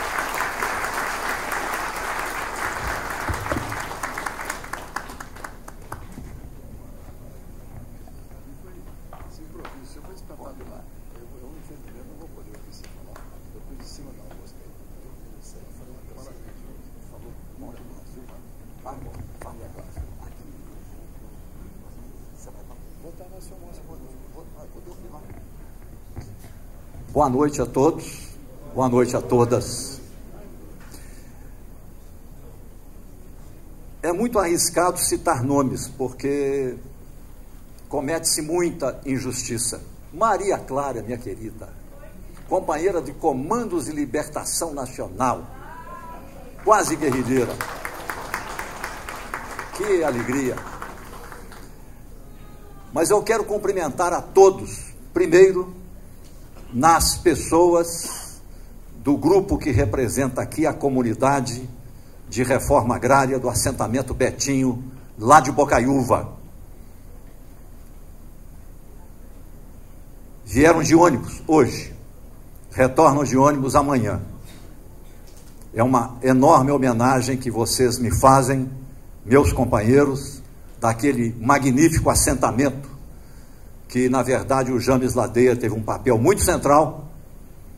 São 700 famílias, 25.000 hectares. Basta pouco apoio do governo federal, e virá, basicamente, a distribuição de água, para que esse assentamento prospere mais do que já prosperou. Muito grato pela presença de todos vocês. Eu quero aqui louvar o James Ladeia, que comigo coordenou a reforma agrária em Minas Gerais no governo Eduardo Azeredo. Eu era o único do governo que sabia alguma coisa de reforma agrária, porque no exílio eu trabalhei 2 anos em reforma agrária, fazendo reforma agrária, estudando reforma agrária. E foi o meu papel, naquele momento, ao lado do secretário de Educação, com o James, coordenar a reforma agrária. Nós fizemos, sem alarde, 156 assentamentos de reforma agrária em Minas Gerais. Eu apenas pedi ao Eduardo Azeredo 2 coisas. Agende para mim um encontro com o presidente do Tribunal de Justiça e um encontro com o comandante da Polícia Militar. Com o presidente do Tribunal de Justiça, eu solicitei: não emita nenhuma ordem de despejo antes de conversar comigo, para me dar um tempo para eu resolver na negociação. E com o comandante da Polícia Militar, mesmo que haja uma ordem de despejo, não coloque a polícia antes de que eu disponha de tempo para negociar e resolver. Eu louvo aos 2 que cumpriram a palavra, e em especial ao então governador Eduardo Azeredo. Não houve um conflito, não houve uma cena de violência. Nós pacificamos o campo, estadualizamos a reforma agrária. Os governadores fugiam da reforma agrária, entregando o problema ao governo federal, e os assentamentos todos lá estão. Aliás, James, não sei se nós teremos tempo mas nós vamos percorrer, não digo 156, mas pelo menos uns 56 lá nós iremos, espalhados pelas Minas Gerais.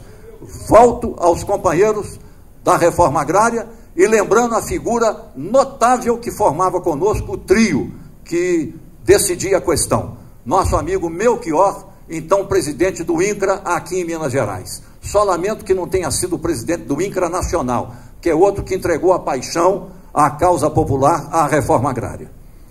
Eu quero aqui também cumprimentar, na pessoa dela, todas as mulheres presentes. A Raquel. Raquel ainda está aqui? Raquel aqui na minha frente, com o maridão aqui. Raquel é teóloga, pastora, poliglota, fala hebraico, forma pastores, é da Assembleia de Deus, evangélica, amiga fraterna de coração, não importa se a gente fica anos sem se ver. E eu me lembro que houve um grande debate em Minas e uma polêmica a respeito de ensino religioso. Deve-se ou não incluir no currículo?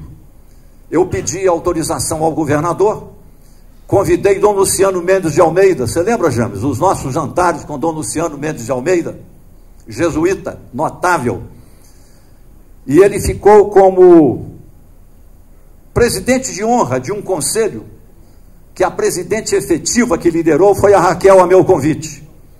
Nós reunimos todas as religiões, sem nenhuma exceção, num ato de ecumenismo, num ato de grandeza, de celebração da diversidade, da pluralidade, e desenvolvemos, na verdade, um programa de civismo democrático, de formação ética e de valores, sob a liderança integradora dessa notável mulher, que é uma líder religiosa evangélica. Tomara que todos os brasileiros que professam religiões se mirem no seu exemplo de grandeza, no seu exemplo de paz, no seu exemplo de concórdia, no seu exemplo de misericórdia humana, no seu exemplo de dar a mão ao outro, de respeitar quem pensa diferente, ou quem tem uma fé diversa, ou não tem fé alguma, embora tenha o bem dentro de si. Foi um privilégio trabalhar ao seu lado, minha amiga. É uma grande mulher, não é? Eu quero também cumprimentar os meus companheiros do pequeno exército de Branca Leone que vem conduzindo comigo essa campanha eleitoral. O James, o Thales, o Renato. Cadê o Lucas? O Lucas 1. O Lucas 1 é o responsável, junto com o Lucas 2 e com a ajuda da Sofia, por nós sairmos de meia dúzia de seguidores e estamos batendo os 40 mil, e eles projetam que chegaremos a 70, 80 mil até dezembro. Todo esse trabalho magistral nas redes sociais eu devo a esse trio, é a nossa equipe de comunicação, e amigos como Renato, aqui já citados, dentre muitos outros. Mas essa esperança em ação que não cessa, não vai cessar, não tem jeito, não vai cessar. Tiago, sobre isso, falou magistralmente bem. É porque eu fiz uma escolha que não tem saída. Essa escolha pode ser resumida numa expressão. Essa expressão é a razão apaixonada. Antes foi só paixão e muito pouca razão, sem nenhum arrependimento. Nos nossos tempos de comandos de libertação nacional, de luta armada contra a ditadura militar, porque esmagaram todos os resistentes, sobramos nós na clandestinidade, e fomos nós, aquela gloriosa centena ou algumas centenas, que as nossas armas não suportariam um fuzil belga das Forças Armadas, e fomos ao enfrentamento e ao confronto dos desiguais contra o colosso. Fomos aniquilados, presos, torturados, esmagados, sequestrados, assassinados e exilados. Mas é como os gregos ensinaram em Termópilas: passante,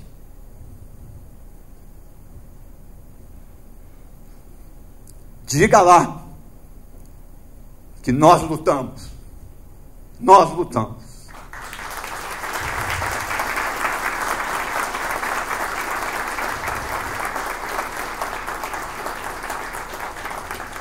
Nós vivemos tempos sombrios, entretanto gloriosos. Mas a ditadura, como qualquer tirania, é cruel e é cruel e é cruel. E uma das crueldades que ela produziu foi quebrar a espinha dorsal da nossa nascente democracia em 1964. E ao quebrar a espinha dorsal da nascente democracia, com os exílios, com as prisões dos dirigentes sindicais, intervenções em 682 sindicatos, torturas de líderes sindicais, de operários que não tinham recurso para contratar um advogado, advogados que na época eram ameaçados, como a minha advogada foi, em um tribunal militar com 5 oficiais do Exército, fardados ao me defender, ameaçada de prisão. Era assim, isso é uma ditadura. E ela colocou um muro de Berlim entre a geração precedente à nossa, que foi formada na cultura democrática do reformismo democrático, de 45 a 64, e a nossa jovem geração, de 1968. Nós tínhamos 18, 19, 20 anos de idade, e não desfrutamos do compartilhamento da cultura democrática dos que vieram antes de nós, que tanto poderiam nos ensinar e nos orientar, para que nós, que certamente não abdicaríamos da luta armada jamais, mas que associássemos à paixão revolucionária pelo menos uma gota de paixão social, política. Nós éramos entregues, sacerdotes da paixão social, entregues à paixão social, da ordem da promessa e da ordem sacrificial do martírio, porque achávamos que a vida só teria sentido se nos entregássemos completamente na luta revolucionária à causa da libertação geral. Éramos todos socialistas, éramos todos revolucionários, nossa paixão era a revolução, nossa paixão era a paixão social. Meus anos de aprendizado começaram no exílio. Eu vi a democracia, eu vi um socialista eleito pelo voto popular, eu vi as reformas acontecendo, eu vi o povo tendo protagonismo e sendo sujeito no Chile, e eu vi a América Latina, frequentava muito Uruguai e Argentina, convivi com a geração de revolucionários da América Latina.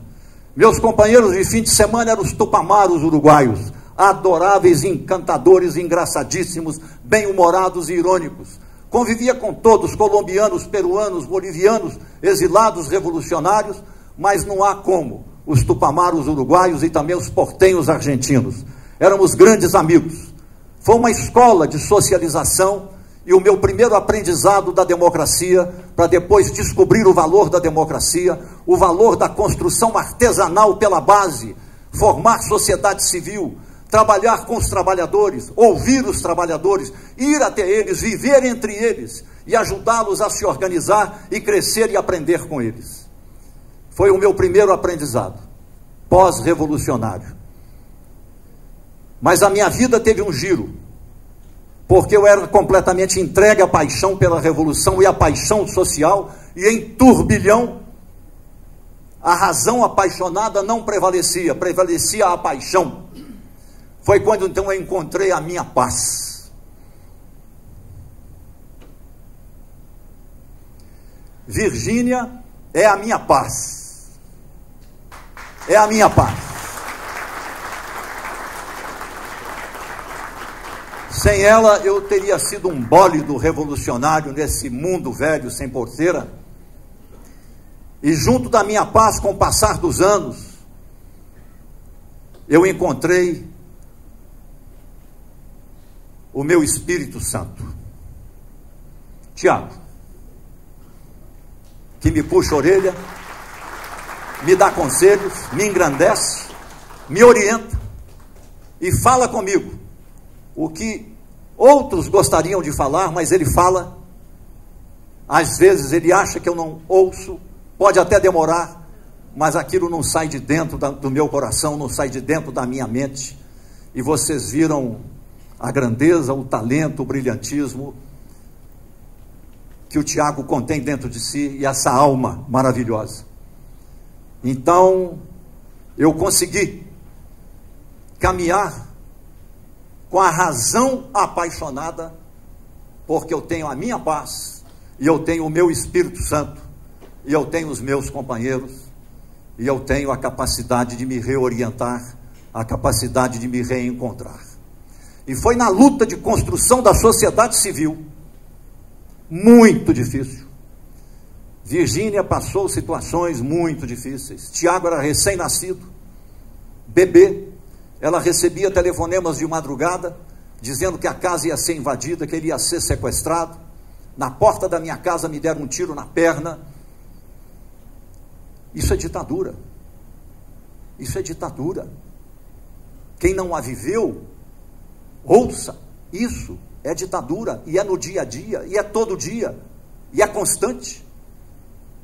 Eu que sou de elite, imagine com os mais pobres, com os desvalidos.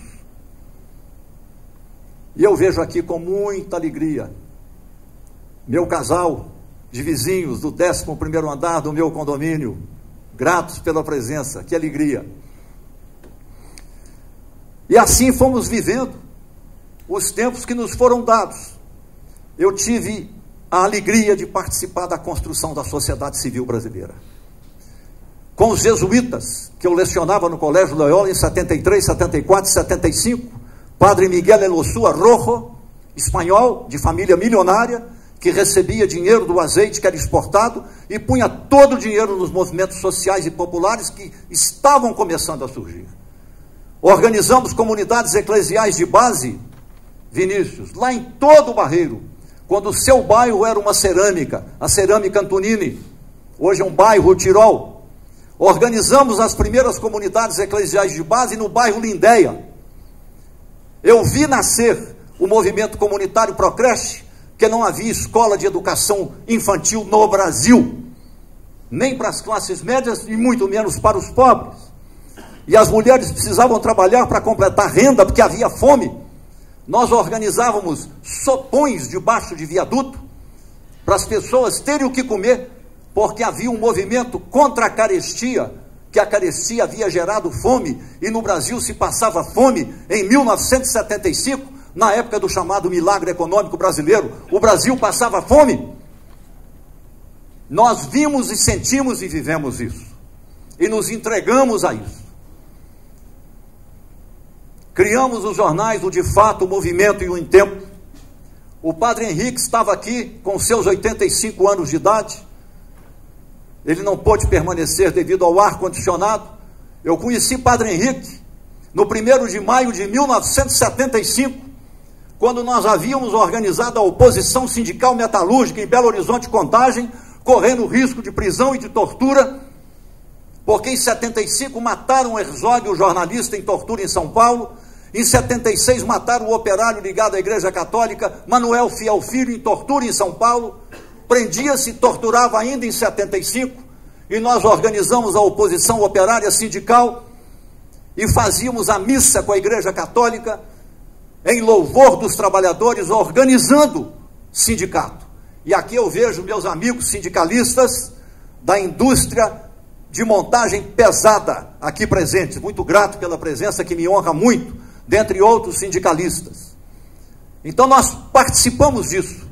Eu vim ontem de Monlevade, aliás, recebi lá o apoio declarado público do médico prefeito Laércio Ribeiro à minha pré-candidatura a deputado federal, e da diretoria inteira do Sindicato dos Metalúrgicos e da velha guarda das greves que eu vi e lá estava em 76 e em 79, com João Paulo Pires Vasconcelos, e o apoio da família de João Paulo Pires Vasconcelos. Estamos indo, estamos indo. O passado pode ser um manto de chumbo sobre os ombros, mas o passado pode ser uma dádiva. E o passado para nós foi duro, mas é uma dádiva, né, Maria Clara? É uma dádiva. Os valores que temos hoje vêm de lá, vêm de lá. Louvo os nossos companheiros que se foram. E assim fomos lutando. Até que emerge um movimento sindical. Não foi no ABC pela primeira vez com Lula. Foi em João Molevade, em 1976, com João Paulo Pires Vasconcelos. Depois, em Belo Horizonte, os jornalistas Mauro Verquema, Dídimo Paiva, pioneiros. A Casa do Jornalista era a casa da resistência da democracia em Belo Horizonte. E Mauro Verquema à frente disso. Dídimo Paiva à frente disso. Tilden Santiago à frente disso. E naquela ocasião, olha que coisa curiosa, naqueles idos de 1964, famílias de classes médias acompanharam a ditadura militar, condenando a República Sindicalista do Brasil. Passou-se o tempo, os filhos daquelas famílias tornaram-se médicos, dentistas, advogados, professores, delegados de polícia, enfermeiros, engenheiros e assim por diante. Os salários eram baixos e ainda a carteira de trabalho tinha muito valor. Todo médico, todo engenheiro era assalariado, recebia o fundo de garantia, estava no INSS, tinha carteira de trabalho, não tinha pejotização então. E eles descobriram o quê? O caminho do macacão e da graxa e do chão de fábrica. Foram fazer sindicatos. Foi assim que surgiu o sindicato de médicos, sindicato de engenheiros, sindicato de enfermeiros, aprendendo com quem? Aprendendo com a classe operária do Onofre. Aprendendo com a classe operária, que havia sido, por assim dizer, desprezada na ditadura de 1964.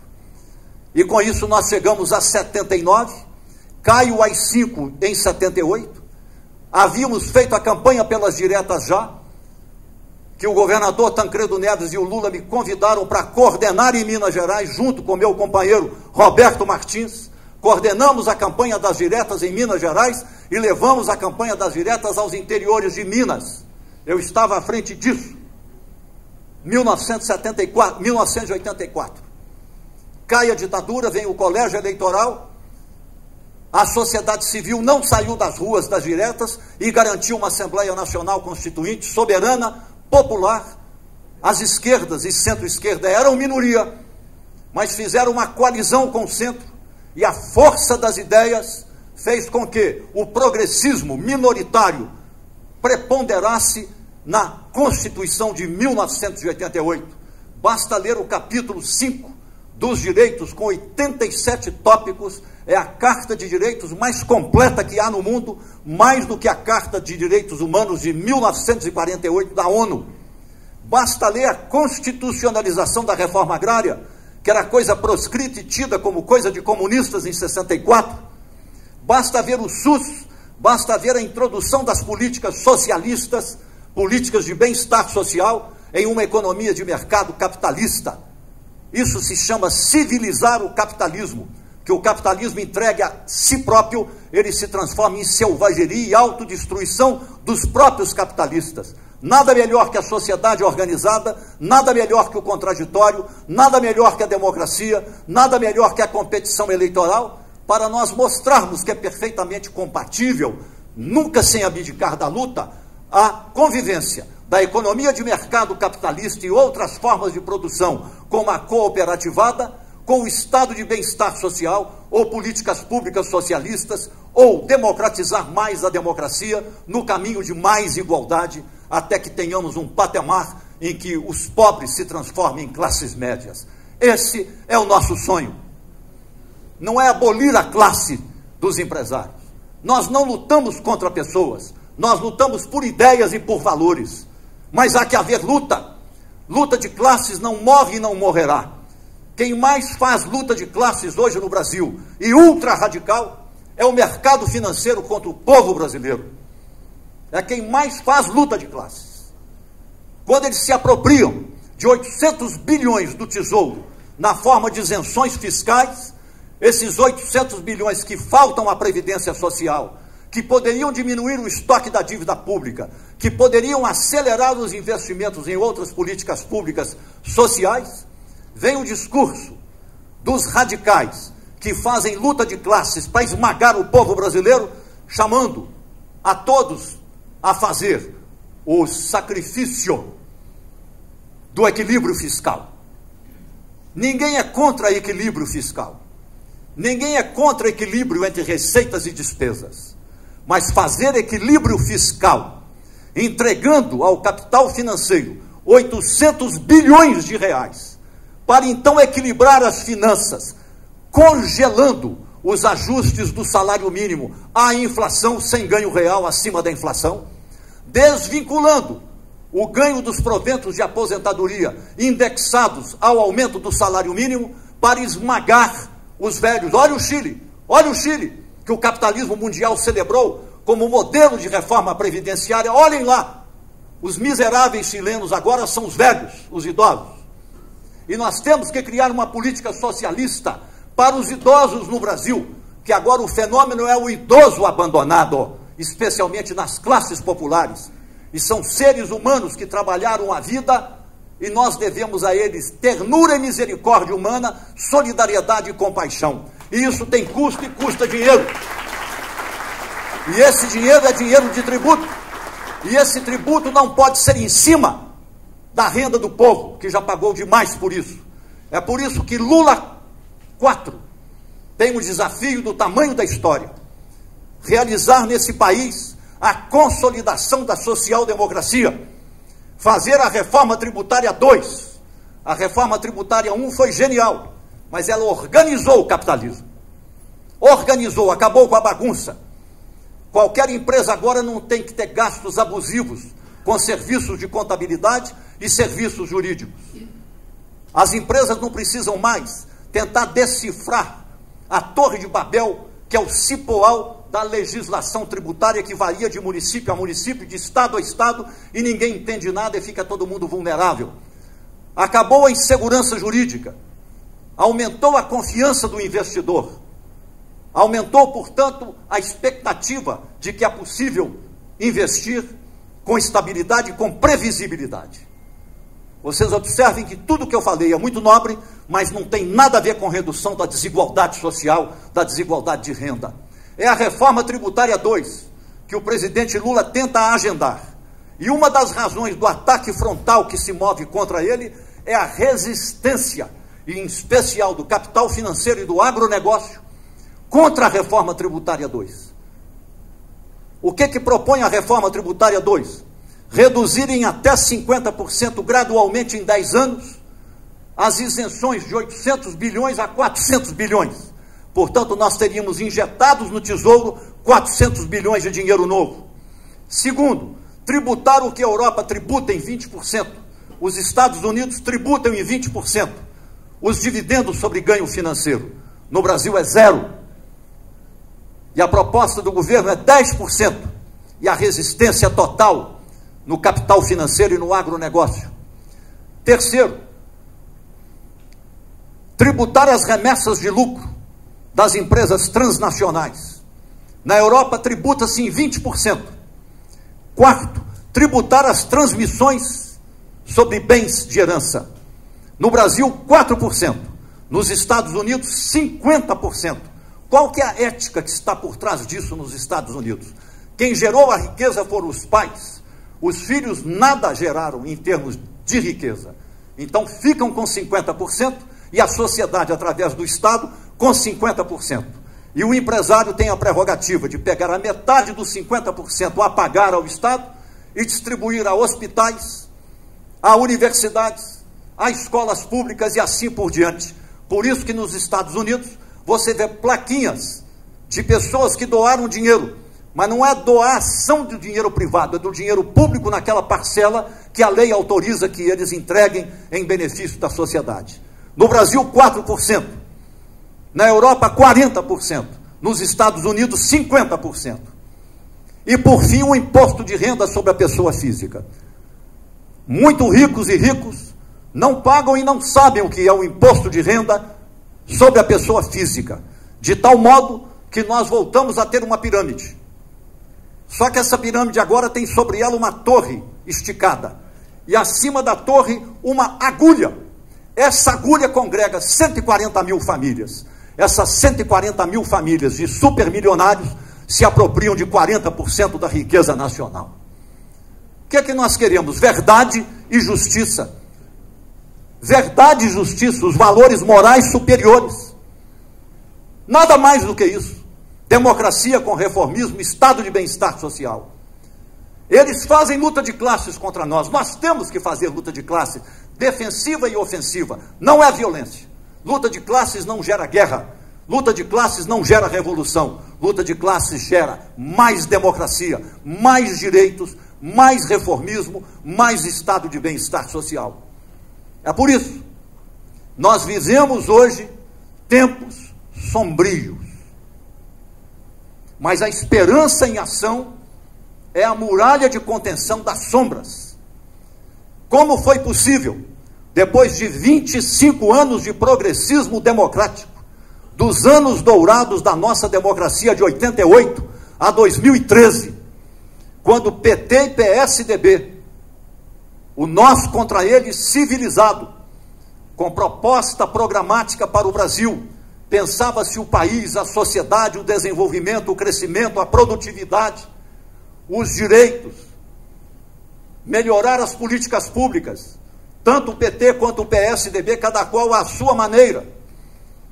Nós vivemos anos gloriosos de democracia competitiva no campo das ideias, 1988 a 2013. De lá para cá, nós vivemos uma década que chega ao 8 de janeiro de 2023, em uma década, do nada, sem história, sem causa, sem nenhuma contribuição relevante ao país, vindos lá de dentro da ditadura, surge uma extrema-direita, ao mesmo tempo laica e religiosa, civil e militar, fardada e togada, e ela penetra no Brasil, capilariza no Brasil, atomiza no Brasil, chega aos interiores, percorre todas as classes sociais e ganha a eleição de 2018 com o seguinte perfil: maioria de homens,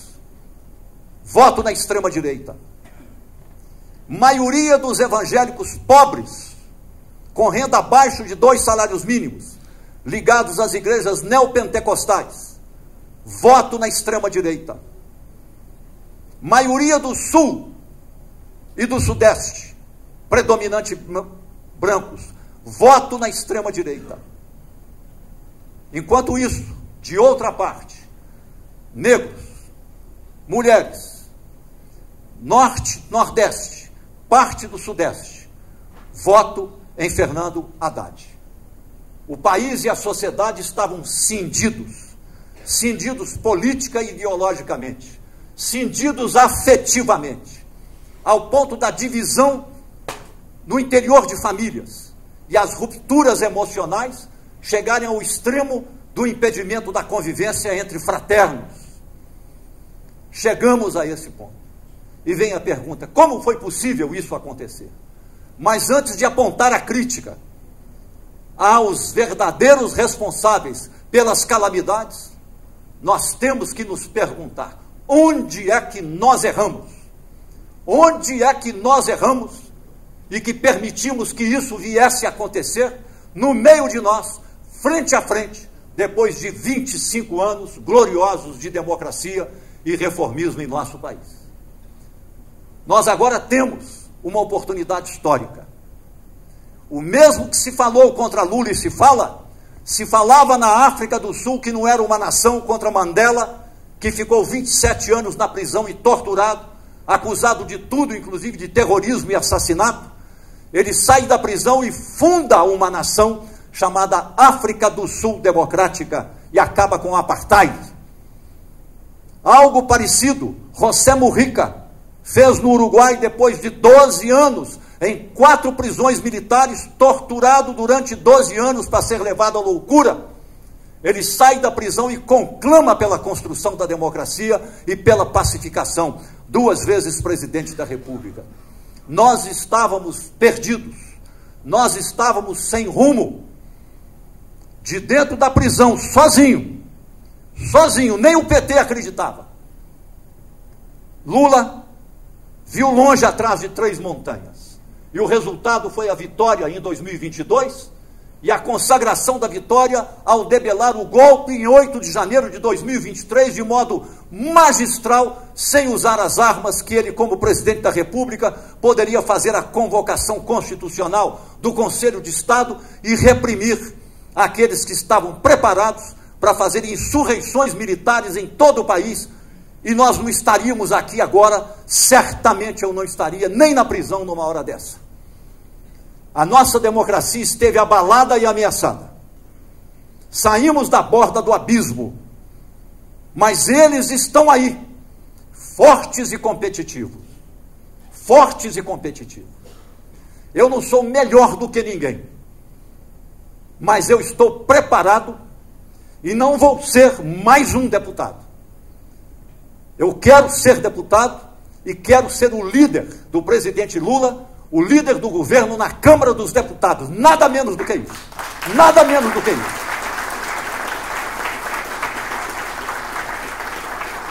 E serei. Não é por vanglória. E de mim não esperem ódio, mágoa ou ressentimento. Podem esperar ideias, propostas, debate e respeito ao outro que pensa diferente de mim. Se me ofenderem, eu não ofenderei. Chega, no passado era na bala. Chega, a ditadura acabou. Não ofenderei. Tenho amigos queridos, que eu estimo e respeito, que pensam completamente diferente de mim, que vão me honrar com voto, mas jamais votarão no PT. São pessoas que eu admiro, respeito, gosto profundamente. Não vou citar o nome, que eu não pedi autorização. Entre eles, um jovem de meia idade, que passou fome na infância, e hoje é um grande empresário em Venda Nova, tem uma fábrica de picolé e sorvete, e atende 200 pessoas com tornozeleira eletrônica. Não é o Bolsonaro, não. Gente muito pobre que saiu da prisão e que ele ajuda porque ele passou fome. E ajudou os irmãos e os amigos. Criou uma empresa de marcenaria que monta fazendas e apartamentos inteiros. Criou uma empresa que vende rações para animais e tem uma frota de carretas. E tem uma empresa de construção civil que empreende casa e vende às pessoas a preço razoável com financiamento da Caixa Econômica. Ele está aqui, é um grande amigo que já nos honrou na nossa mesa com Virgínia, nosso almoço, já nos convidou para almoçar. Não importa como eu penso, não importa como ele pensa. Nós nos respeitamos e ele é uma figura que tem ética, que tem grandeza e é um vencedor pela luta e nunca teve acesso a um crédito bancário.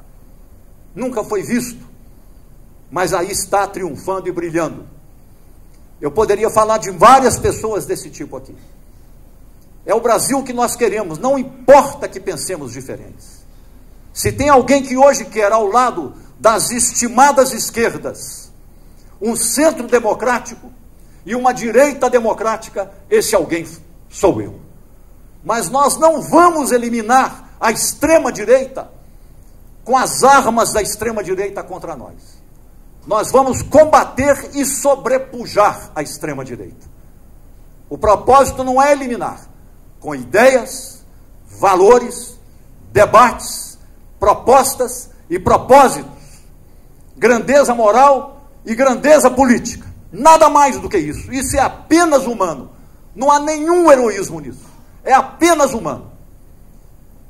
Como a minha mãe se foi aos 109 e tocava Bach, Beethoven, Mozart, até os 104, lendo partitura, eu apenas peço à biologia, à fisiologia e ao bom Deus que me dê pelo menos mais 10 anos. Mais 10 anos. Mas mais 10 anos não de turbulência, mais 10 anos de razão apaixonada, ao lado da minha paz e protegido pelo meu Espírito Santo. Muito obrigado por todos vocês. Um beijo.